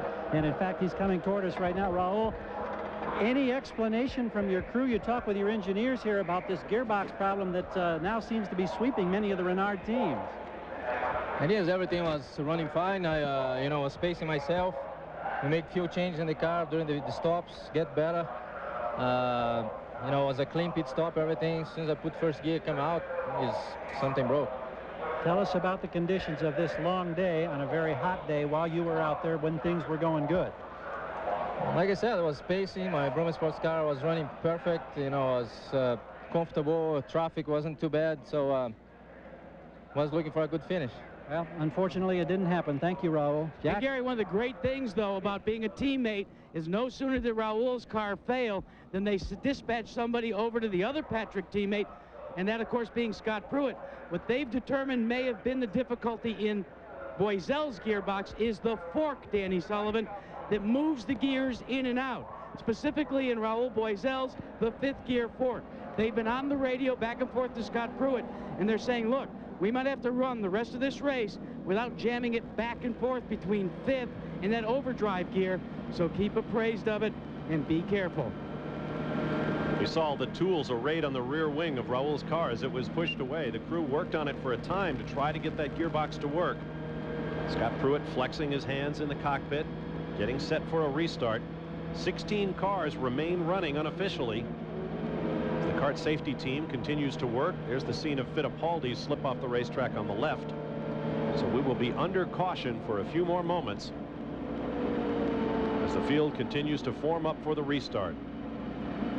Patrick Carpentier now shown as the race leader, with Scott Pruitt 2nd, Paul Tracy 3rd, and Brian Herta 4th. As the work continues, there's Christian Fittipaldi back after that horrifying crash in Surfers Paradise, Australia back in early April. So he's coming out of the pit. See the car wiggling around. He's got something wrong. He's radioed down. He pushed the button down there at the bottom. Radioed around. Whoa! Just lost a tire. Bounced right over the top of the car when it spun around. That was incredible footage. That's Dr. Terry Trammell right there on the right-hand side. Unfortunately, he's the guy that's put a lot of us back together. And Danny, remember when you watch the replay, think about this. You talked about the fatigue of drivers. 500 miles in the heat and the humidity here on pit road. Fatigue can take its toll, and you can make a mistake, that kind of mistake, on pit road. Well, Christian Fittipaldi lost that wheel and almost wound up wearing it. What a moment for the young Brazilian. We'll take a break and return live to Michigan in a moment. You saw some of the top drivers in the running for the $1 Million PPG Cup. 7 of the top 14 drivers in the points championship are now out of the race. Here are the cars still running as we get into the second half of this 500-mile event. Patrick Carpentier up front, Scott Pruitt followed by Paul Tracy, the points leader, Brian Herta 4th. Alex Zanardi made a late stop under yellow to top up the tank. He's dropped back to 5th. Mark Blundell is 6th. Gilles de Ferran 7th. Those cars on the lead lap. There you see the rest of the field arrayed behind them. And there is Alex Zanardi, having made that pit stop. Several stops remain in the race. See him working in the cockpit, trying to settle in. Moments ago, we saw Scott Pruitt clenching and unclenching his fist, getting ready to race again. Gary Gerould has more on Alex Zanardi's situation. Well, he came in benefiting on that yellow to top off. Lap 129, and we're up in the mid-130s at this point, and it's just a matter of routine service and making sure that he's got a full load of fuel that he can make a run. We might be able to get a word here with Chip Ganassi. Chip, the strategy in determining to bring Alex in at that point to top off. Well, we just want to make sure he was topped off, Jerry. You know, you never know when you're going to get a yellow, so you want to stay loaded up with fuel. There's only 7 cars on the lead lap. The worst we were going to be was 7. Have you told him anything about trying to protect the gearbox in line of what's happened with some of the Reynards today? We tell him to protect the car all the time. Okay, Chip Ganassi, knowing that there's still a long way to go with 7 cars in the lead lap. Alex Zanardi, one of a few pairs of teammates out there who is the only man still waving the flag for Target Team Ganassi in the race right now. Scott Pruitt has lost his teammate, Raul Boesel. Paul Tracy's teammate, Al Unser, is gone. Brian Herta's teammate, Bobby Rahal, hit the wall. A long day of racing here at Michigan Speedway. We'll take a break as Christian Fittipaldi's car is brought back in from one of the more bizarre incidents of the day. Stay with us. Welcome back live to Michigan. Here's a program note. Tonight, primetime on ABC starts with Second Noah and America's Funniest Home Videos. Then at a special time, 8:30 Eastern, 7:30 Central, Hugh Grant and Andy McDowell star in the hilarious 4 Weddings and a Funeral. It's all tonight here on ABC. Now, there are some interesting things happening in the points championship. There is Juan Fangio II, nephew of the maestro, the 5-time Formula One world champion Juan Manuel Fangio. There is Hiro Matsushita of Japan, the Panasonic-sponsored Reynard. And there is Max Pappas in the MCI Reynard for Precision Preparation Racing. Arciero Wells team. What do they all have in common? They're all powered by Toyota engines, and all 3 of them are in the points right now here at the US 500. First time this year that's happened for the Toyota-powered cars. The safety car is off. We are ready for a restart on lap 140. The race leader, Patrick Carpentier, driving for Al Umax and Tony Bettenhausen, and Paul Tracy is on the move from 3rd. Patrick Carpentier, for being a rookie, he made a great restart. Look at the gap that he's got. He anticipated it perfectly, took charge, and he's got a nice, comfortable lead. Behind him, Scott Pruitt, then Paul Tracy, then Brian Herta, Alex Zanardi, Mark Blundell, and Gilles de Ferran. The 7 cars on the lead lap. Let's not forget Paul Tracy went all the way back to 18th spot after that drive-through. He had to make the penalty in the pits. He's back up to 3rd. Driving with the helmet he did not intend to wear at this super speedway event. Paul Tracy is charging forward, a winner in 3 consecutive races earlier this year. Still seeking Roger Penske's 100th career victory in the PPG Kart World Series. Bobby Rahal is out of the race. He's with Jack Arute. Good news first, Bobby. Physically, you're okay, but tell us what happened. Just lapping Vitolo, and he, you know, I guess he didn't see me, or he just started to move up a bit, and I was, you know, coming up to lap him, and I just got a little bit. I'm always on a high line anyway. The car's quite good up there, and he just moved me enough that it got me into the marbles, and as I said, that's all she wrote. Now, your injuries, you bruised your hip over on the right side. That's about the extent of it? Yeah, it's a real testament to these cars. I mean, I hit a ton. I mean, just cleaned the whole right side of the car off. And, you know, here I am. I'm going to Scotland tonight to play golf tomorrow with my friends. And that's a real testimonial to these cars, how strong they are and how safe it is. And you know what, guys? I can hear it now when he shanks one. You know, my hip. Oh, but seriously, it's good to have you not only out with the racing okay, but see you run as well as you did today, Bobby. This is good for at least a few strokes, guys. Bob? We'll still be watching that handicap when he comes back. The battle for 4th between Bobby Rahal's teammate and protege Brian Herta, running with Alex Zanardi, and you see how the time has increased and decreased as the laps go by and they deal with traffic. Up front, Scott Pruitt goes high and goes around Patrick Carpentier. Carpentier's got a problem. I don't know what it is, but he has slowed drastically. That is a problem. Only the second race the young French-Canadian former speed skating champion has led in his PPG Kart World Series career. The other was on the oval at Gateway earlier this year. And now the battle for the lead is between Pruitt and Tracy. Across the line they come, down into turn 1 at 220 miles an hour or so as Carpentier takes to the pit lane.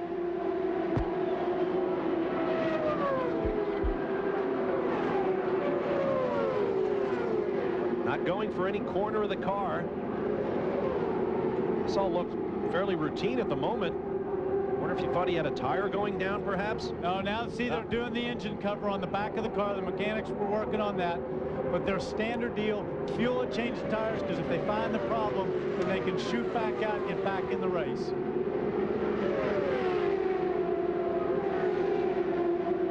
Tough moment for the Bettenhausen team. Meanwhile, up front, Paul Tracy in red and orange continues his pursuit of the bright orange of Scott Pruitt. Behind them, Herta, Zanardi, and Mark Blundell, winner of 2 of the last 3 races. The Englishman is back in it as well.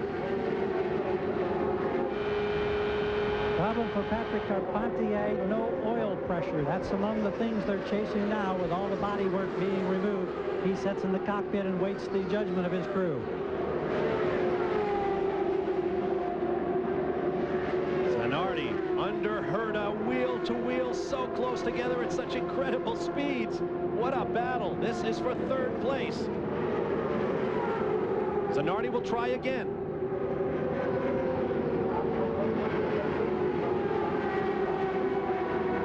Reynards, Honda Power and Firestone tires for Zanardi. Mark Blundell, sorry, he got a run on him when they were battling like that. He had a cleaner line. He looks like he's going to get Brian Herta. So Blundell continues to climb through the field, looking for his 3rd career victory, just 4 races after his 1st.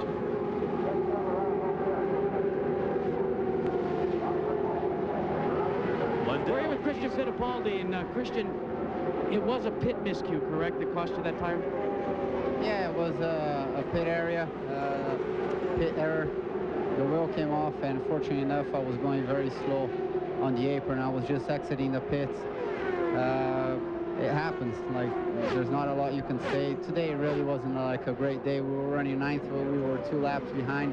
I think if I had lasted the whole race, probably I would have finished 4th or 5th, something like that. Tough break for him, guys. Remember, this is the first time that he hasn't finished with any points in a 500-mile race.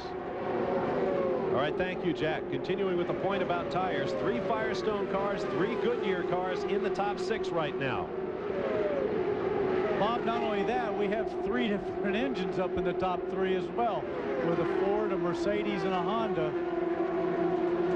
Mercedes, the biggest winners on the engine front thus far this year, with 7 victories. Tracy continues to close. Just a couple of car lengths now behind race leader Scott Pruitt. Now slower traffic ahead. Pruitt goes low. They instruct the drivers to hold their line as they're being lapped. Paul Tracy, meanwhile, up high, down low, any way to get around the slower cars. But you will see when he went up there high, he had to lift off. He lost some momentum. Look at Zanardi on the outside. That's a red car taking a run down the inside. The lapped car of Art Meyer goes first, and then Paul Tracy running 2nd is taken down by the Italian Alex Zanardi, who moves into 2nd place. Guys, consider the efforts of Paul Tracy, though. He is driving right now with no dash and no onboard telemetry. So his crew is flying blind, and Paul Tracy is flying blind as well. And right now he's giving up lots of ground to the man who is chasing him just 3 points behind for the championship. Alex Zanardi has pulled ahead of Paul Tracy into 2nd behind Scott Pruitt, the race leader.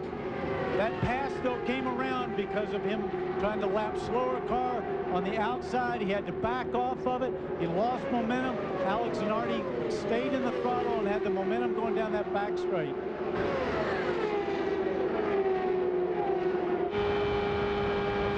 from Scott Pruitt's car to the attacking Alex Zanardi. Pruitt 6th in the points championship coming in. 82 points to 109 for the leader, Paul Tracy. So he's not out of it, but he is out of the lead as Zanardi flashes by underneath. Down to Gary Gerould. Patrick Carpentier, your first 500-mile experience today. Did you prove something to yourself that you could run with these guys in these big races? Yeah, I mean, we didn't test before we come here. We put the car on the racetrack, and as much as it was hard for us on the street circuits, my engineer did a magic job. I mean, no testing with full tank, everything, just half an hour. Put the car on the track, and I seriously believe I had the best car. Today I was flat out easily. I was just lifting to let the engine breathe. But we had an electrical failure, and that was it for us. I think he can't wait to get another opportunity. Nice job, young man. Thank you. First DNF of the year for Patrick Carpentier. Now Scott Pruitt comes under fire from Paul Tracy for second. And Tracy has to breathe it in turn 2 again. And that's going to give Mark Blundell right behind him the momentum off the corner. Easily goes around him. 2 Mercedes-powered cars. Blundell moves up into 3rd place, dropping Tracy to 4th. And now suddenly, the 3 Firestone cars in the top 6 are running 1st, 2nd, and 3rd. Bob, let's not forget there's a lot of racing left to go. Paul Tracy's pit crew will be making adjustments, as the other ones will, in their next stop to try to dial that car in as the conditions change. What a season it's been for Mark Blundell. Now firmly in control of 3rd place. He'll set out after the man to the left of your screen, Scott Pruitt. There you see the running order with 155 laps complete. Zanardi 2nd in the points championship. Pruitt, who was 6th. And Mark Blundell back in 10th. If he keeps winning races, that will change. Alex Zanardi, the race leader, goes by Max Pappas. Pappas shown 11th now. On board with Scott Pruitt. He is in 2nd. That's Pappas directly ahead on the road. And now Mark Blundell attacks Scott Pruitt for 2nd. In and out of that draft behind the race car. Well, there was also that slower car, Max Pappas, there, so he couldn't dive down to the inside where he wanted to go. He took a look up high. He realizes there's still a lot of laps to go. He'll have another shot at him. Down into turn 3. Pruitt breathing the engine a little bit, as we've heard all the drivers do throughout the day. Dennis Vitolo in the yellow car being lapped. Blundell once again comes up to Pruitt's gearbox, looking for a way around. This is where Bobby Rahal and Parker Johnstone both crashed. Paul Tracy going around the outside, the same spot Bobby tried on the same car, Dennis Vitolo.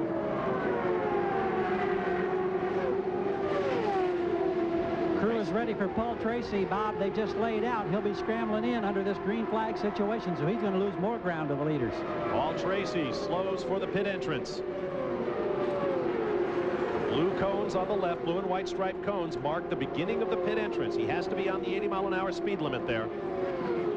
He heads for the Penske pits. When you've been driving around at 230, 240 miles an hour, 80 miles an hour feels like you're stopped. Tracy is in here now, Danny. Remember, no telemetry. That means that they can't monitor a lot of the safety factors, but they have radio communication, so they were able to get him in all right. He makes it out of here in about a little over 14 seconds. Talk about flying by the seat of your pants. That's what Paul Tracy is doing right now. Into the acceleration lane he comes. Meanwhile, looking out the back of Scott Pruitt's car, there is Mark Blundell with the Pac West team. Motorola-sponsored Reynard. Boy, from the onboard camera, it looked like he was a lot further back than that. Blundell now fully at home here in America, racing in the PPG Kart World Series. His wife and children with him. Down low under Pruitt as they flash across the start-finish line. Fangio ahead. Blundell may be able to pin Pruitt against the back of the slower car. He doesn't need to. But now he'll need to go high to go around Fangio. And you heard Scott lift coming out of there. You heard Scott just take the lift because he wasn't sure which way Mark was going to go. There you see the action from high overhead. Green flag pit stops coming, we understand, particularly for Scott Pruitt. And under that green flag stop, Scott Pruitt is going to make a major wing adjustment, guys. They want to take some turn out of the front wing to try and help the handling of this car. Thanks, Jack. This is the view from our Honda Helicam. You see Pruitt dropping further back. In fact, he's got Bryan Herta. You saw that white car just swinging into the screen. There is Herta just behind Pruitt. So Bryan Herta, who has raced very well over the years here at Michigan, closes up on the third-place car. One update on Paul Tracy, Bob. His radio battery is now starting to fade, and there are concerns that they may lose the radio communication. Remember, no telemetry. Now, if they lose the radio, they're in even deeper trouble. That was a routine stop, however, and they say he's right on his target. If they continue to go green, getting 30 laps per tank full, he could make it in 2 more stops. Well, all you want to do, I guess, is bring home the steering wheel. I think the crew would probably like you to bring home a little bit more than just the steering wheel. Maybe the winner's check in the Vanderbilt Cup. Pruitt and Herta run 3rd and 4th. Sun now shining brightly over Michigan Speedway once again. The temperature continues to sizzle. Zanardi with a 4.5-second lead over Mark Blundell in 2nd. Then about 1.5 seconds back to Scott Pruitt in 3rd. And less than that to Bryan Herta in 4th. Engine note comes off as Scott Pruitt hits the pit lane, with Herta just behind him. Now, guys, here is the problem with the Renard gearboxes. It's at this point when you do what they call speed shifting. As we watch Bryan Herta and Scott Pruitt go in for service. It's at this point when you go back up through the sequential gearbox, getting ready for when you drop the jack in 1st gear. If you try to speed shift, that seems to be when there's a problem. They're building up the revs on Pruitt's car, continue to work on Herta. Pruitt is away in 14.3, and they're still working on Bryan Herta's car. This is a very long stop for the Shell team. Bobby Rahal's teammate still watching Bryan Herta, and they have yet to signal him out as they continue to work at the rear of the car. Looked like they were trying to get the starter engaged. There might have been something in the way, or for some reason it wouldn't seat.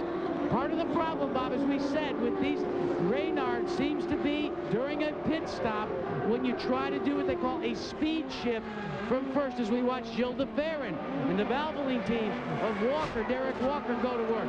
De Ferran was running the points for so many of the races in the middle of the season.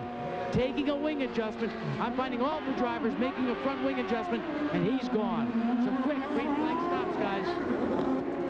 More than 36 seconds stationary for Bryan Herta. And that is a big problem for the young driver from Ohio. The action continues here at Michigan. We'll be back after this message and a word from our ABC stations.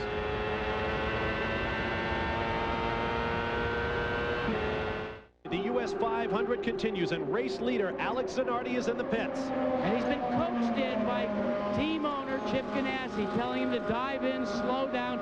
As I said, with all the Renards, they're concerned about the downshifting and the high-speed upshifting after the pit stop. Now, there was a problem. The air jack came off unexpectedly, but they got on the radio and told him to hold. Now they've told him to go away in 14 seconds. Pretty smooth recovery there from what could have been a disaster for the Target Ganassi team. And Alex Zanardi heads back out. While we were away, Mark Blundell made a 13.6-second pit stop at the Pac West position. You know, guys, we looked at Alex Zanardi's pit stop. You saw that the jack went down unexpectedly. Now, some teams like to let the jack down before the fueling is done so that a driver in anticipation won't pop the clutch and spin the tires. That was not the case in this time. Actually, they were getting ready to pull it out. He was probably a second to a second and a half premature, but they were quick on the radio, told Alex to hold. Then, when they were ready, they told him to go.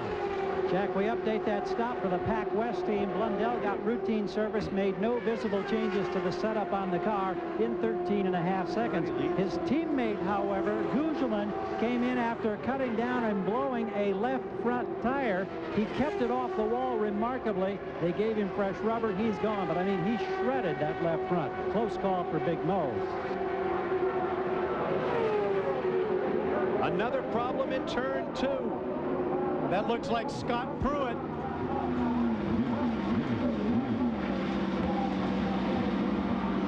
Right front of the car heavily damaged. Even the left front suspension shows damage, and he stops on the racetrack.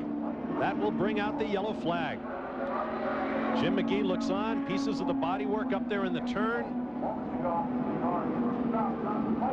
Once again, turn 2 jumps up and bites someone. Pruitt, the 15th car out of the race of the 28 that started. Kart safety team comes over to talk to the driver. Pruitt trying to climb out. A lot to get disconnected. He's got a drink tube there, his radio to just get disconnected. Once again, it's looking turn 2. Pruitt on the right of your screen. He's up there, and he just gets that wheel. You see, he just gets that wheel, the right side, outside the black, the groove. See, he just gets up there. He had to lift. You can hear him come out there, gets up in that gray, and he's in the marbles, and there's nothing you can do.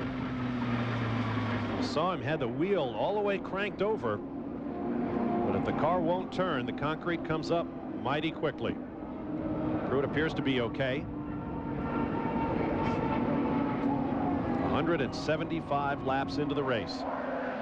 There is Pat Patrick.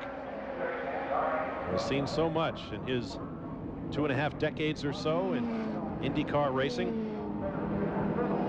Of course, Pat is from Jackson, Michigan. That's where his company's based, and he has lived. And, you know, this is his home race, so you know he wants to win this one. There you see the damage. Checking our front runners, Alex Zanardi shown as race leader over Paul Tracy, Mark Blundell, Gilles LeFerrin, Brian Herta, Scott Pruitt. Although still in 6th, we know his race has been run, and we'll be back to Michigan. Program note, get ready for some football down Mexico way. Monday, August 4th, 8 p.m. Eastern Time, 5 p.m. Pacific. ABC Sports has live NFL preseason football action. The Miami Dolphins against the Denver Broncos, live from Mexico City, Mexico, Monday, August 4th on ABC Sports. We are under caution here at Michigan. Still a packed house as the US 500 continues. Right outside of turn 2 on the track is the Penske Racing Restoration Shop and Museum, where Roger Penske preserves and maintains a collection of some of the greatest Penske race cars. Let's go inside. Each of these cars represents a shining moment in Roger Penske's career as an owner. Included in his collection, cars that have been driven by Mark Donohue, Emerson Fittipaldi, Paul Tracy, Danny Sullivan, the whole family of Unzers, all contributing to Roger Penske's 99 wins as a car owner. The next win for Penske Racing will be his 100th, and the car that does it will no doubt head straight for the museum here at Michigan. Could it be this car? Paul Tracy, in the latest Penske chassis from Penske Cars in Poole, England, Mercedes-Benz power, Goodyear tires. Gary Gerould has more on Paul Tracy. We've mentioned this business of not having the telemetry. Telemetry monitors all kinds of functions relating to the engine for Paul Tracy's Mercedes power plant. But one of the areas that it also monitors can be found right here in these tires. See this little device right here? This is a tire pressure sensor. And this little unit that the Penske team developed 3 or 4 years ago as a safety device, they now no longer can monitor this because of the telemetry. But this, with software, sends a radio signal back, and they can constantly monitor tire pressure so that if they cut a tire and they start to lose pressure slowly, they can alert the driver, get him into the pits. They can make the tire change without him having the tire suddenly go down and throw him into the wall. This is now almost standard on every race car. It's an expensive bit of equipment. It ends up costing about $5,000 for a set of 4 wheels, not including the price of the wheel. But if it keeps you out of the wall, it's money well spent. No question about it. Thanks, Gary. There is Paul Tracy, who's had quite a weekend thus far, having his helmet lifted, losing communication and telemetry on his car. We are still under caution after 180 laps, and here's the way they run. 4 cars on the lead lap. Gilles de Ferran just made a pit visit. Brian Herta, the first of the lap cars, 1 lap down, in fact all alone on his lap, in 5th position. And Bob, during this yellow flag, Chip Ganassi has been in animated conversation with his driver Alex Zanardi, trying to diffuse as far as, like, you know, figure out exactly what's the car doing. In fact, that's exactly what he said to Alex on the radio. Is it pushing or is it loose? And he said, well, it pushes going in and it's loose coming out. All right, thanks, Jack. There is Gilles de Ferran.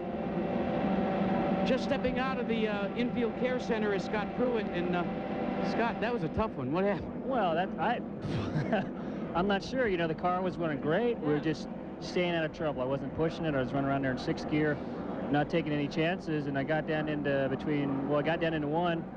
And then going through 2, all of a sudden the nose just washed out. And I mean, I was clear out of the throttle trying to save the car and just went up to the fence.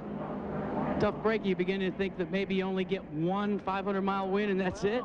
Unfortunately. And it's tough for the whole team. I mean, the Brahma guys did a super job. Car ran strong. And like I said, we were just waiting to the end. I mean, not taking any chances. So I'm just disappointed. Now, we think we figured out what the problem is with the gearboxes. Did you have any problems in terms of speed shifting? No, I don't typically speed shift anyway when it comes to ovals. I'm particularly really easy on the gearbox and everything. So, no, our car was running strong. No problem at all. Wasn't the gearbox, guys, but it was the concrete. Jack mentioned Scott's previous win here at Michigan, one of the great finishes in PPG Kart World Series history. He and Al Unser Jr. went into the last lap, switched the lead a couple of times before Scott edged out little Al for the victory. Both of the protagonists in that drama now out of the race. 13 cars remain, and there they are, from Alex Zanardi up front to Juan Fangio at the back. While we're on the subject of the 1995 win for Scott Pruitt, here's how it unfolded. Little Al down low, Pruitt up high, battling wheel to wheel all the way around, and by that much, Scott Pruitt picked up his first ever victory, one of a handful of drivers to win their first races here at Michigan. Could we see another one here today? Alex Zanardi leads the field across the line, and immediately Walter Salas up there trying to get a lap back. Well, Zanardi's not going to let him have it. I thought for a moment that he might. On to the backstretch. Mark Blundell runs in 2nd. Paul Tracy 3rd. Gilles de Ferran 4th. There is Herta. A black and white Reynard with Shell sponsorship. Oh, Paul Tracy made a great move around the outside there. That had his heart in his mouth a little bit there. 3 wide ahead of him. Now there's Michel Jourdain Jr. from Mexico. His Reynard is slowing down. While the battle continues. Herta and Tracy. Tracy way up high. That's Mark Blundell just ahead of Paul Tracy. Blundell shown in 2nd place, and Tracy just eating him up from behind. But he's got a problem because there's nowhere to go with him. He wants Brian Herta to go down on the inside, but Brian couldn't get it done. And now Herta inserts himself between Blundell and Tracy. When you see a driver move to the outside like that, you know his car is working well, and he likes that outside lane. But Brian's is obviously working very well down low.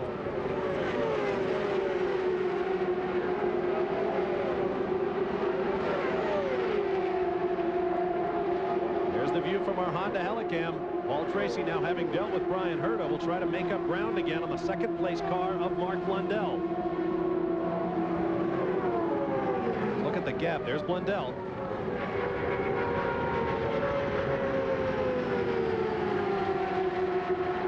Distinctive sound of turbocharged IndyCar engines. Now Blundell up on slower traffic has to dart up high. That's Walter Salas, who tried so hard to get his lap back. It didn't work. Now the front runners come by. Blundell, it appears, can open up a lap pretty handily on the third-place car of Tracy right now. Tracy going for the draft everywhere he can find it. Every little bit helps. You can get them to pull you down that straightaway and just get them before you go in there to turn 3. You'll build up a couple of miles an hour speed going in there, and it really slingshots the car through the corner. 189 laps complete. There will be 60 laps to go next time by, which raises the possibility of one stop between here and the finish. There is Alex Zanardi running out the bottom of your screen. And here comes Mark Blundell, followed by Paul Tracy, the top 3, as the US 500 continues. And we'll be back with more from Michigan Speedway in just a moment. Welcome back to a heavyweight automotive battle here at Michigan Speedway. We have the prize-fighting version coming your way on ABC Sports Thursday, August 14th. Holyfield versus Tyson 2. Order up a pizza with all the fixings, including cartilage, if you like, and check it out August 14th on ABC Sports. Here at Michigan, there's your race leader, Alex Zanardi. Let's check out the pit situation. There you see the top 4 cars, the only 4 cars on the lead lap. What should be their final fuel window approaches, but it approaches at a different lap for each of the top 4 drivers. The difference being the amount of time the laps covered since they last pitted. And we may have narrowed that window down for the leader, Alex Zanardi. According to his team, they are marking for lap 215. When he goes on to lap 215, they're going to bring Zanardi in. After Alex Zanardi on the racetrack, this is Mauricio Gugelmin, but he is several laps down now, running in 7th place. For the Pac West team, his teammate Mark Blundell runs in 2nd place. Take a look at the interval from Gugelmin back to his teammate. There is Mark Blundell, 10th in points, but 2nd in this race, and he could have a big impact on the championship with a high finish today. Bob, remember that early stop, the long stop for Gugelmin. They changed all the electronic components. Well, they're really thankful that they did, because now he's back up here in a chance where he can challenge for that number 6 spot, and it could be a worthwhile day considering the fact that it looked like his day was over in the early going. Even though he is 5 laps down in 7th place, the points are the same. Let's pick up the next car in line. Here is Paul Tracy, the points leader by 3 over Alex Zanardi. But while Zanardi leads, Tracy, gunning for Roger Penske's 100th win, is in 3rd. There is Brian Herta, shown in 5th place, and a lap down. 12th in the championship coming in. Behind Herta is Gilles de Ferran, the most recent visitor to the pits. He is in 4th place, 12.3 seconds behind the race leader. De Ferran is 5th in the championship. Behind de Ferran, long look back to the white Reynard of Walter Salas, shown in 11th place right now, 3rd in the battle for the Jim Truman Rookie of the Year award. Next up on the track, there is Dennis Vitolo, shown in 8th place and 6 laps down. Vitolo making limited appearances in the PPG Kart World Series this year. Here comes Juan Fangio. Dan Gurney's All-American Racers Reynard for Castrol and Jockey. And just behind him is Max Pappas. And those Toyota-powered cars continue to run in the points as we move into the late stages of this race. And up high above Pappas, there is your race leader, Alex Zanardi. Coming up on 200 laps, there will be 50 laps remaining next time by. We'll be back to Michigan after this message and a word from our ABC stations. Welcome back to Michigan Speedway. Tomorrow night, primetime on ABC, experience one of Africa's most spectacular events, the last charge of the Rhino at 8 p.m. Eastern, 7 Central Time. Then 90210's Jenny Garth and Gregory Harrison star in Lies of the Heart. That's all tomorrow night on ABC. Here at Michigan Speedway, Alex Zanardi leads away with 45 laps remaining. There's Arndt Meyer, the young German. He is slowing, and he pulls below momentarily the white line. shown in 12th place.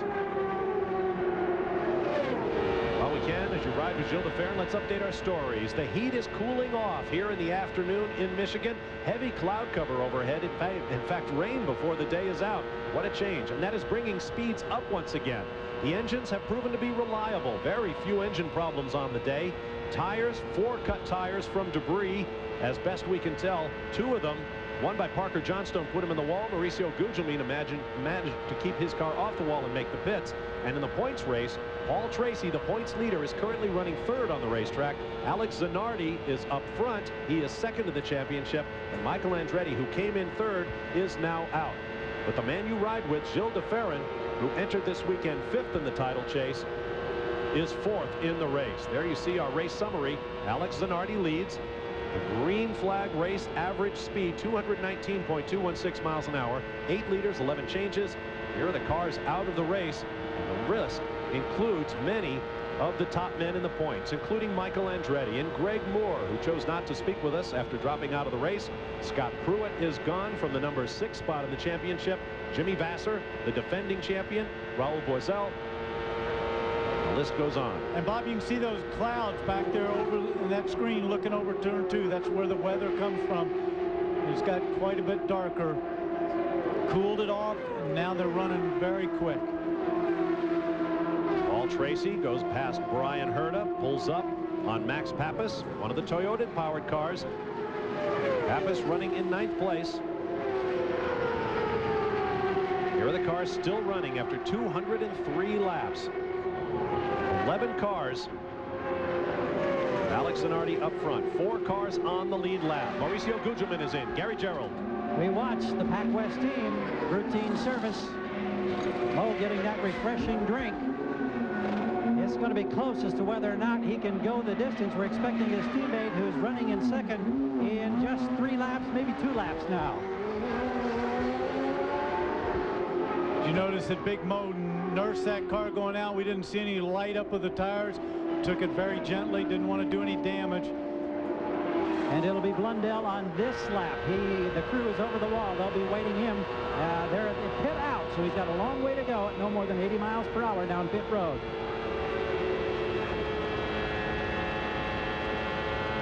You see the running order with 211 laps in the books. Now, if the points were awarded now, here's how the championship would stand. Alex Zanardi moving into the race lead. Paul Tracy dropping to 2nd by 4 points, followed by Gilles de Ferran and Michael Andretti dropping out of 3rd down into 4th. Mark Blundell heads for his pit marks. Boy, beautifully the way he glides it in. An experienced driver, buoyed by 2 victories in the last 3.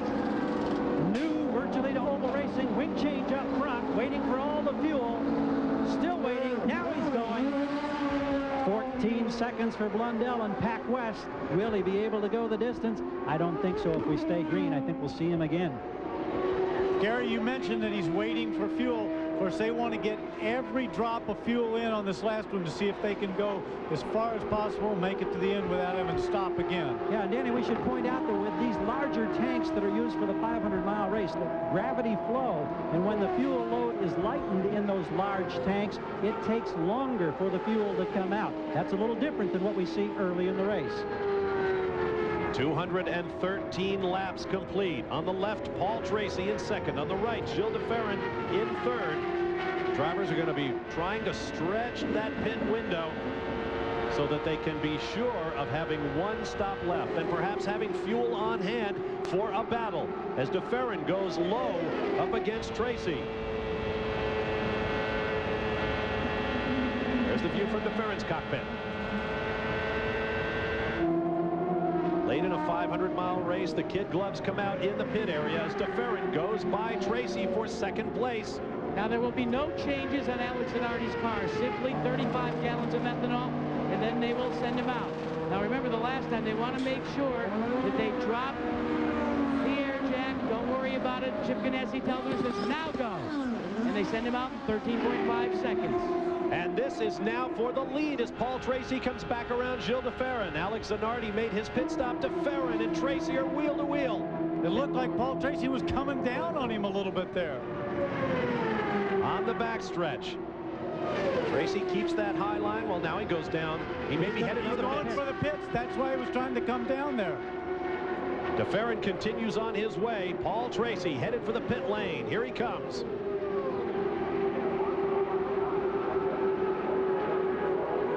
Lots of room out there in the pit lane this late in the race with 8 cars running.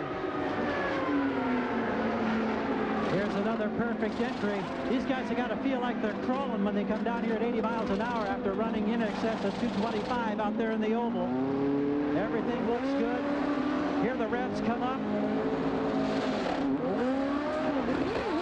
Tracy going 15.5 seconds. That's a little longer than usual. Gary, everybody was gently going out of the pits, but not Paul Tracy. He lit him up and gave a great show. Perhaps he realized that he had given up 2 seconds on the pit stop to Alex Zanardi. And remember, we mentioned early when we started, Bob, 2 seconds in the pits, 250 yards on the racetrack at these speeds. And Gary, you may wonder, when is Gilles DeFerrin going to bring his car onto pit road? Derek Walker just radioed to his driver. We'll pit in 4 laps, 4 laps. And that's going to put him in the possibility that he can, without question, go the rest of the way without a stop. I think there's a margin of doubt on some of these others who just pitted. Well, guys, let's not forget, he was the last guy in the pits under that yellow. He waited later than anybody else, so he pushed his window that little bit further. How many times have we seen it this year? A driver who's questionable on fuel, dicing with a driver who knows he can get to the end. Now let's take a look at our lap chart. Laps since the last pit stop. Gilles DeFerrin already deep into that window, pushing the envelope as far as he can in order not to have to stop before the end of this race. Alex Zanardi and Mark Blundell have already made their stops. Blundell with 5 laps since he took on fuel and tires. Zanardi just 3. You think this race is physical? Between that screen, could you see Gilles DeFerrin on the straightaway take his right hand off the wheel and was flexing it back and forth just to keep a little circulation going. He's got a pretty good grip on it in these corners. They're pulling 4 Gs through there. There's a lot of load on the hands. The contrasts are so sharp at this level of motorsport. The driver must remain calm and relaxed with all the violence and the speed and the power and the noise going on around him. And the heat still quite warm, but the cloud banks continue to roll over. Brian Herta pits from 4th. Make that 5th for Herta, running a lap down. And once again, a very, very careful pit exit. Looks like he's slowing down to come in. He went down low, Gilles DeFerrin. That's indeed the case, Danny Sullivan. Derek Walker has called his driver in. They know that now they can go without having to have to come in for what we call splash and go. Their telemetry tells them they've already run this number of laps before. They'll be able to do it. Now, DeFerrin brings the car in, hits the blue and red marks exactly, and the team goes to work. This should be a nominal stop with no changes anticipated. They did change the air pressure on the tires before he came in, made a small adjustment there. Now they need to take the 35 gallons of methanol. Once it's full, they send him away. Conservative pit stop for the Walker team. To the left of your screen, Alex Zanardi flashes across the start-finish line to retake the race lead. There he's going by Gilles DeFerrin, who's trying to get that car up to speed, but losing a lot of ground. So are we set now for the run to the checkers? That remains to be seen. It is Zanardi, DeFerrin, Blundell, and Tracy. Brian Herta a lap down. We'll be back. Michigan, don't forget, coming up next, final round coverage of the Senior British Open. John Bland came into the day as the leader after 3 rounds. The Senior British Open, final round coverage coming up next on ABC Sports. Here at Michigan, Alex Zanardi's pit crew must now wait. Their work is done. Their man is on the track with fuel and tires to go the distance. He is the race leader. Mark Blundell shown in second, 21.4 seconds down, and then a lap down. Paul Tracy was just put down a lap by race leader Zanardi. Bob, I got to correct you. The pit crew hopes their work is done for the day, except the celebration in Victory Circle. Maybe that's what that fellow was just reminded of as he jumped back to his feet. Alex Zanardi with a couple of victories on the season, second in points. This is his chance to put a sword into the point standings and move right to the top with a victory at the US 500. It would be the first 500-mile victory for Zanardi and his first win on an oval. Comes up behind Bryan Herta and motors by a Reynard chassis with Honda power and Firestone tires. Scanning the racetrack to find the second place car of Mark Blundell, and there he is. And at this point, Alex Zanardi is closer to Mark Blundell's gearbox than he is to his nose piece.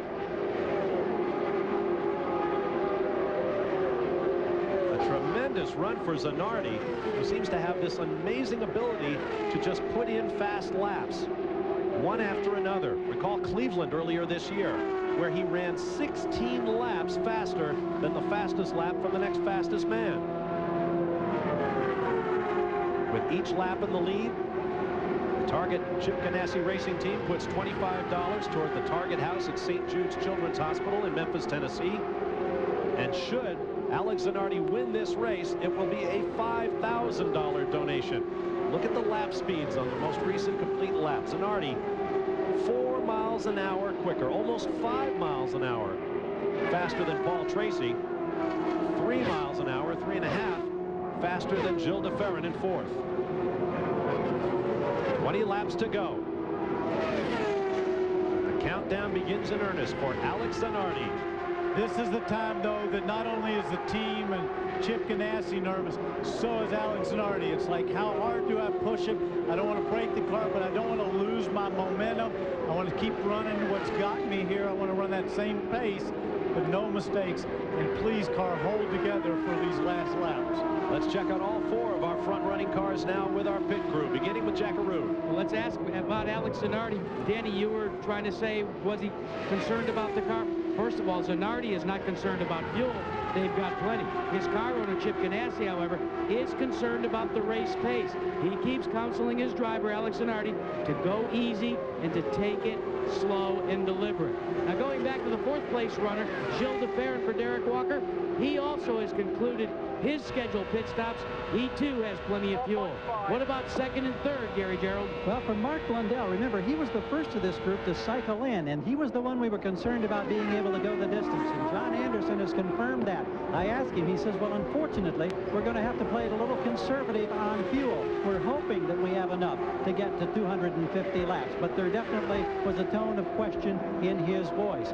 As for Paul Tracy, not much conversation on the radio. We reported earlier that in addition to losing telemetry, his radio battery was going down. So they tried to minimize radio conversation so that if they need it in the late laps, they still have some power to handle the radio. Meanwhile, they're also saying it can be close on fuel for Tracy, but they believe they've got enough to get to the checker.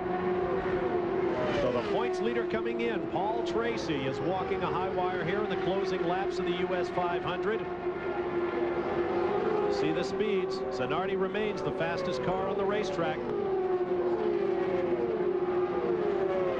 There's Juan Fangio, who has pitted. No particular rush about this stop. Fangio was running 7th, which would tie his best ever finish in the PPG Kart World Series, but things are looking a little awkward down there right now.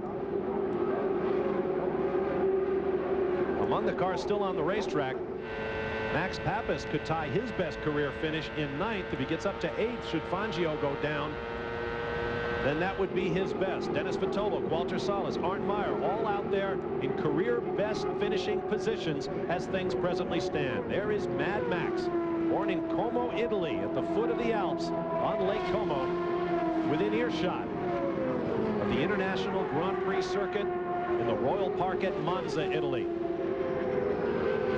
Broke into North American racing with a dazzling performance in the sports car race, the 24 Hours of Daytona, cutting qualifying lap specials at the end of 24 hours of racing in a Ferrari. He replaced the late Jeff Krosnoff in this car with Archie Arrow Wells Racing. He is making the most of it. Look at his progress through the field from the 23rd starting position to his current 8th place.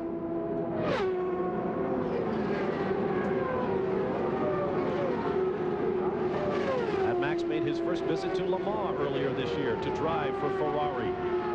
Even though he enjoys what he's doing here, including his new digs in Newport Beach, California, Max Papis remains an Italian racing driver through and through.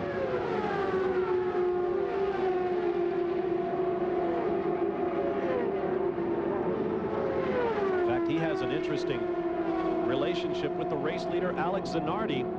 Zanardi came over from Europe to test for Chip Ganassi as Gilles de Ferran goes underneath Papis.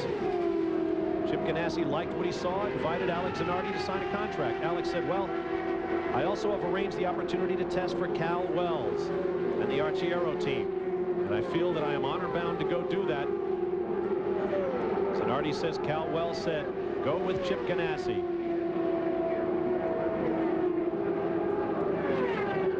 Max Papis now in that ride. There's Hiro Matsushita of Japan, shown in 9th place now. Moving forward from the 26th starting position, a Reynard chassis, Toyota power. He is Max Papis's teammate with Arciero Wells. He is also, as you may know, the owner of Swift Engineering. It is his company, under engineer David Bruns, that designed and built the Swift chassis that Michael Andretti won with in the season opener in Homestead, Florida. Christian Fittipaldi also runs a Swift for the Newman Haas team. But the man who owns the company that built that car drives this machine. Matsushita's best career finish in the PPG Kart World Series came at this racetrack in 1994 when he finished 6th. 10 laps remaining here at Michigan.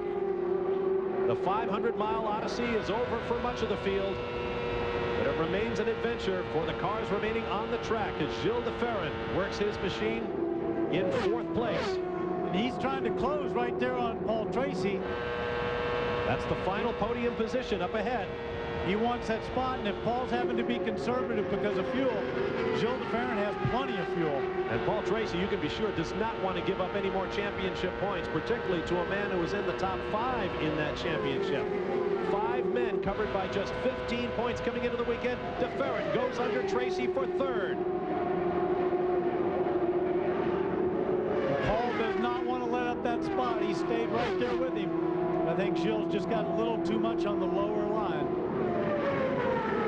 Here's a look at Gilles de Ferran, husband and father of 2 children. This is a typical Derek Walker race. The car didn't seem like it was that good at the beginning. He wasn't on the leaderboard. He wasn't around. They just kept fiddling with it all day long. And look where he is at the end of the day. Upper left, the roll call of the drivers who will not finish the US 500 here at Michigan. There is another 500-mile race coming up this year, the season finale at the California Speedway in Fontana. Roger Penske's immaculate new 2-mile facility, basically a blueprint of this track in Michigan. Slightly lower banking, spectacular spectator amenities, and great racing, you can be sure. Paul Tracy, right there on your screen, has already tested at the California Speedway. The season will end there, and perhaps there the championship with it.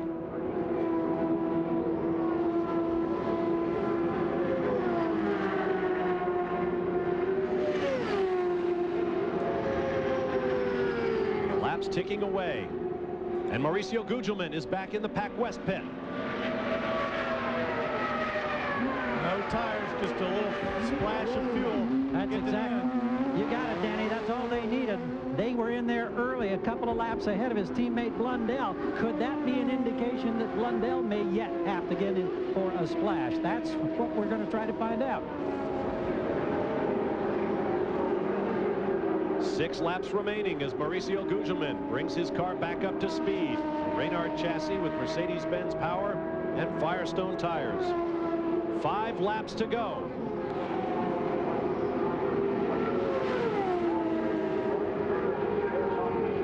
There is the race leader, Alex Zanardi. His first visit to an oval track in Homestead resulted in a wheel coming off the car and spinning into retirement at the beginning of last season. But he has come back. There on the left of the screen, the picture in the upper right, Joe Montana. Part Reynard owner in the team. Next to him, Mo Nunn, engineer for Alex Zanardi, the man who talks with his man on the radio. 4 laps remaining for Alex Zanardi. 4 laps to victory.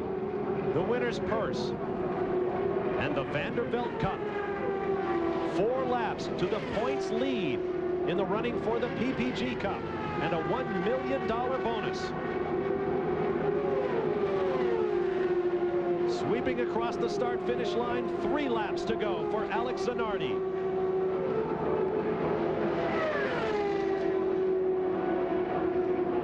And now the seconds begin to seem like hours for the racing driver.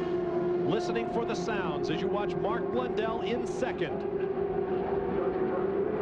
This will be a huge boon to him.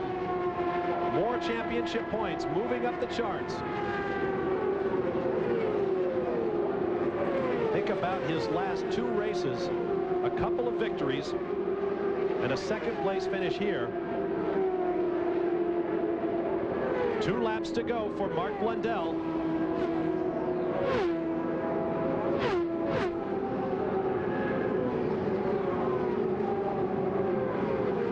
Walter Salas just ahead as Alex Zanardi flashes down the backstretch. When he hits the start-finish stripe, the white flag will wave in the hands of flagman Jim Swintal. There it is. And Alex Zanardi takes it. 1 lap to go. Less than 2 miles remaining to his 3rd victory of the year as Alex Zanardi has taken this championship by the neck. And one of his big goals, he told us this week, Bob, I want to win on an oval. This would be his first if he can hang on for just about 1.25 miles.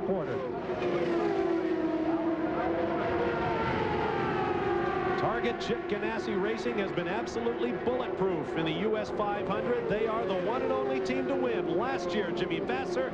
This year, Alex Zanardi, as the checkered flags wave over the Italian's 3rd victory of the year, and a celebration breaks out in the pits. 6th career victory for Zanardi, his 3rd of the year, 8th win of the year for Firestone Tires, and the 3rd for Honda Engines. A fist in the air, and why not? A well-earned victory on a steaming hot day here in Michigan, and Alex Zanardi's resume is complete. He has his oval victory, and best of all, it comes in a 500-miler. We'll be back. He has come into victory lane like a conquering hero, coming out of the cockpit, kissed the car. You got your first oval track victory. Congratulations. Well, you know what? There was a lot of people that said, yes, Zanardi's quick everywhere, but he can't win a 500. He's not smart enough. Well, today we proved they were wrong, and this baby did the work. My mechanics did great, and my engineer, Maurice Nant, gave me the best piece of equipment I ever drove in my whole life. You know, let's talk about Mo Nunn for a second. We have documented the fact that you wanted to win an oval track race. Maurice Nunn, who's won in Formula One, won all over the IndyCar circuit, had said that the one place he wanted to win more than anything else was right here at Michigan. You brought it to him, but early in the race, Alex, in the drive-through after the penalty, what went through your mind? Well, I think we have to look at this because that could be a problem once again. I went in Jimmy's pit instead of mine. But anyway, everything went smooth from there on. I'm just sorry that I screwed Jimmy's race at that point. I don't know that what happened later on to him, but he was fast. He could have won that race too. I'm sorry for him. But anyway, this year is going fine. I mean, Mo Nunn is going to retire next year, if he will. And we won Long Beach and Michigan, which... Yeah, but wait a minute. The season isn't over. How many more can you win? Well, I'm going to try to win it all, but it's not easy. Today I had the car. I had to bring it home in this position. What about the Firestone tires and the Reynard Honda package? How did they perform?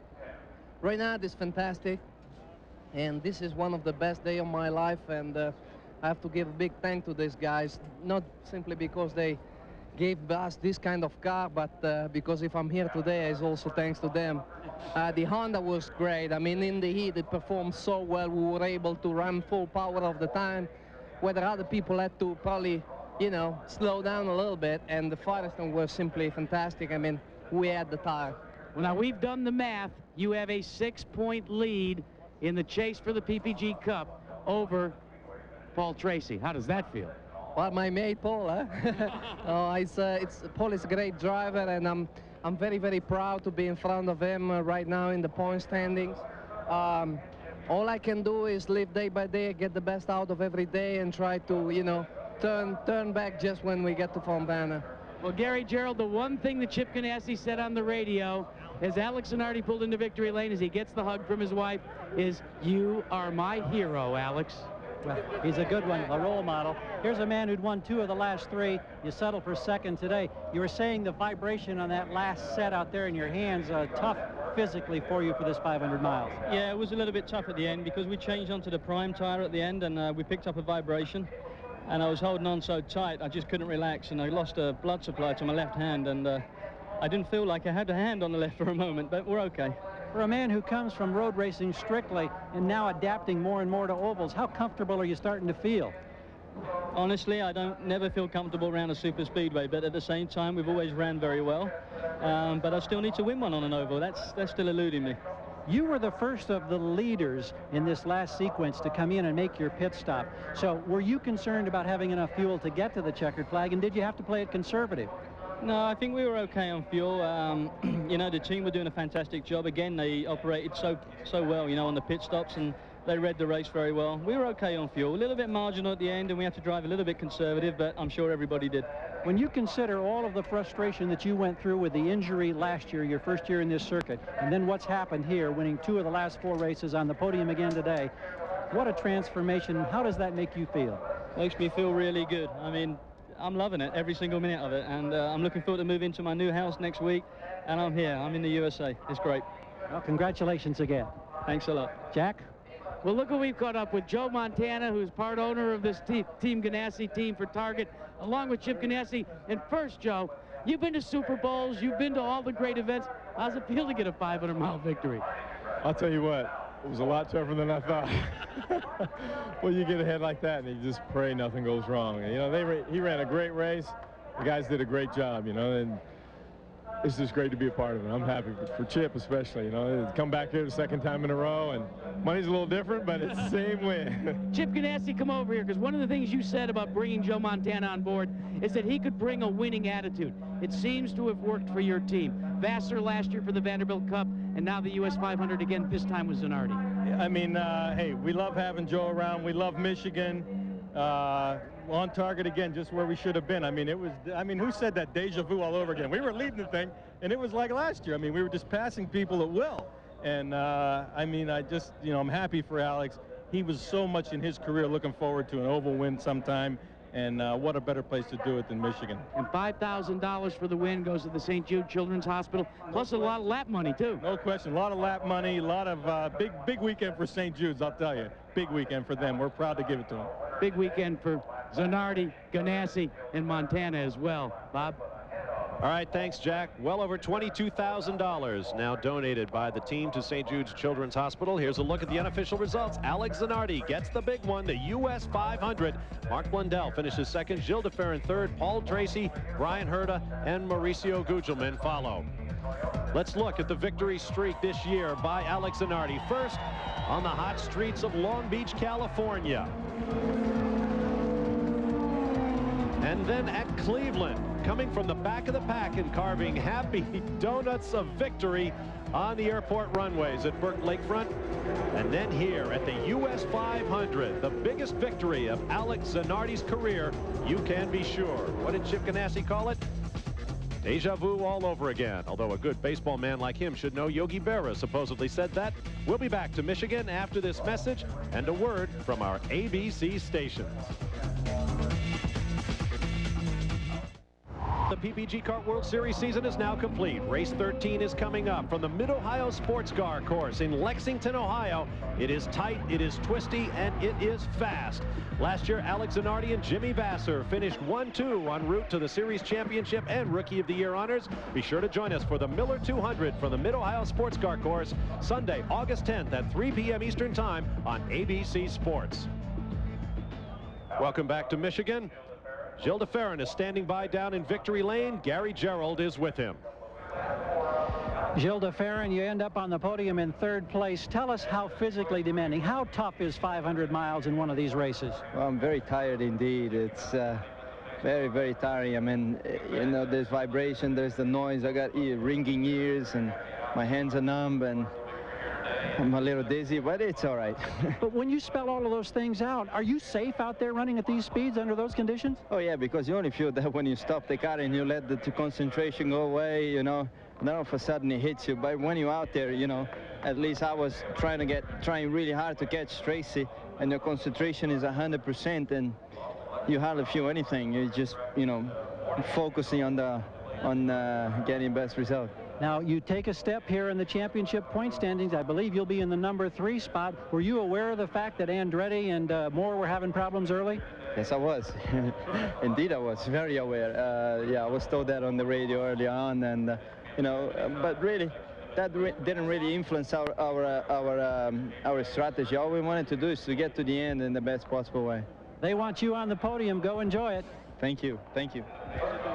And we've caught up with Paul Tracy, and Paul, I'll tell you, not bad for a guy that had no telemetry, had no radio, lost your helmet. This has been a tough weekend for you. This has been a tough weekend for everybody, and for the crew. Everybody did a great job on the team, and given all the circumstances that we had today, I mean, we had the cards stacked against us, and you know, we hung in there and just went off our schedule, and you know, we got a good finish. We ran up a second for a while, so you know, we just didn't have the handling there at the end to stay with those guys.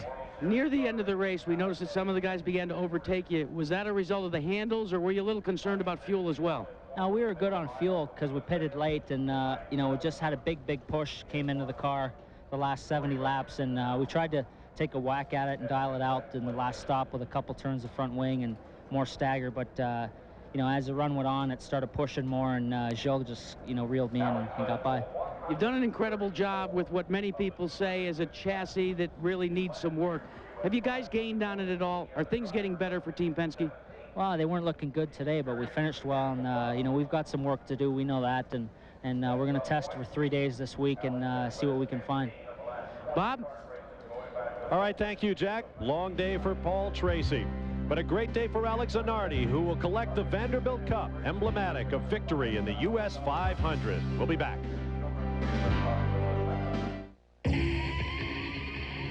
I want you to take a look at the roll bar in Bryan Herta's car. You can see that half of it somehow has disappeared, and we don't frankly know just what happened, and Bryan Herta doesn't know either. He's sitting up here talking with journalists at this time, and maybe we can get a quick question with him. You were saying that you don't know what happened to that roll bar. Did something in one of those incidents maybe come flying right over your head? No, those guys are throwing stuff at me, I think.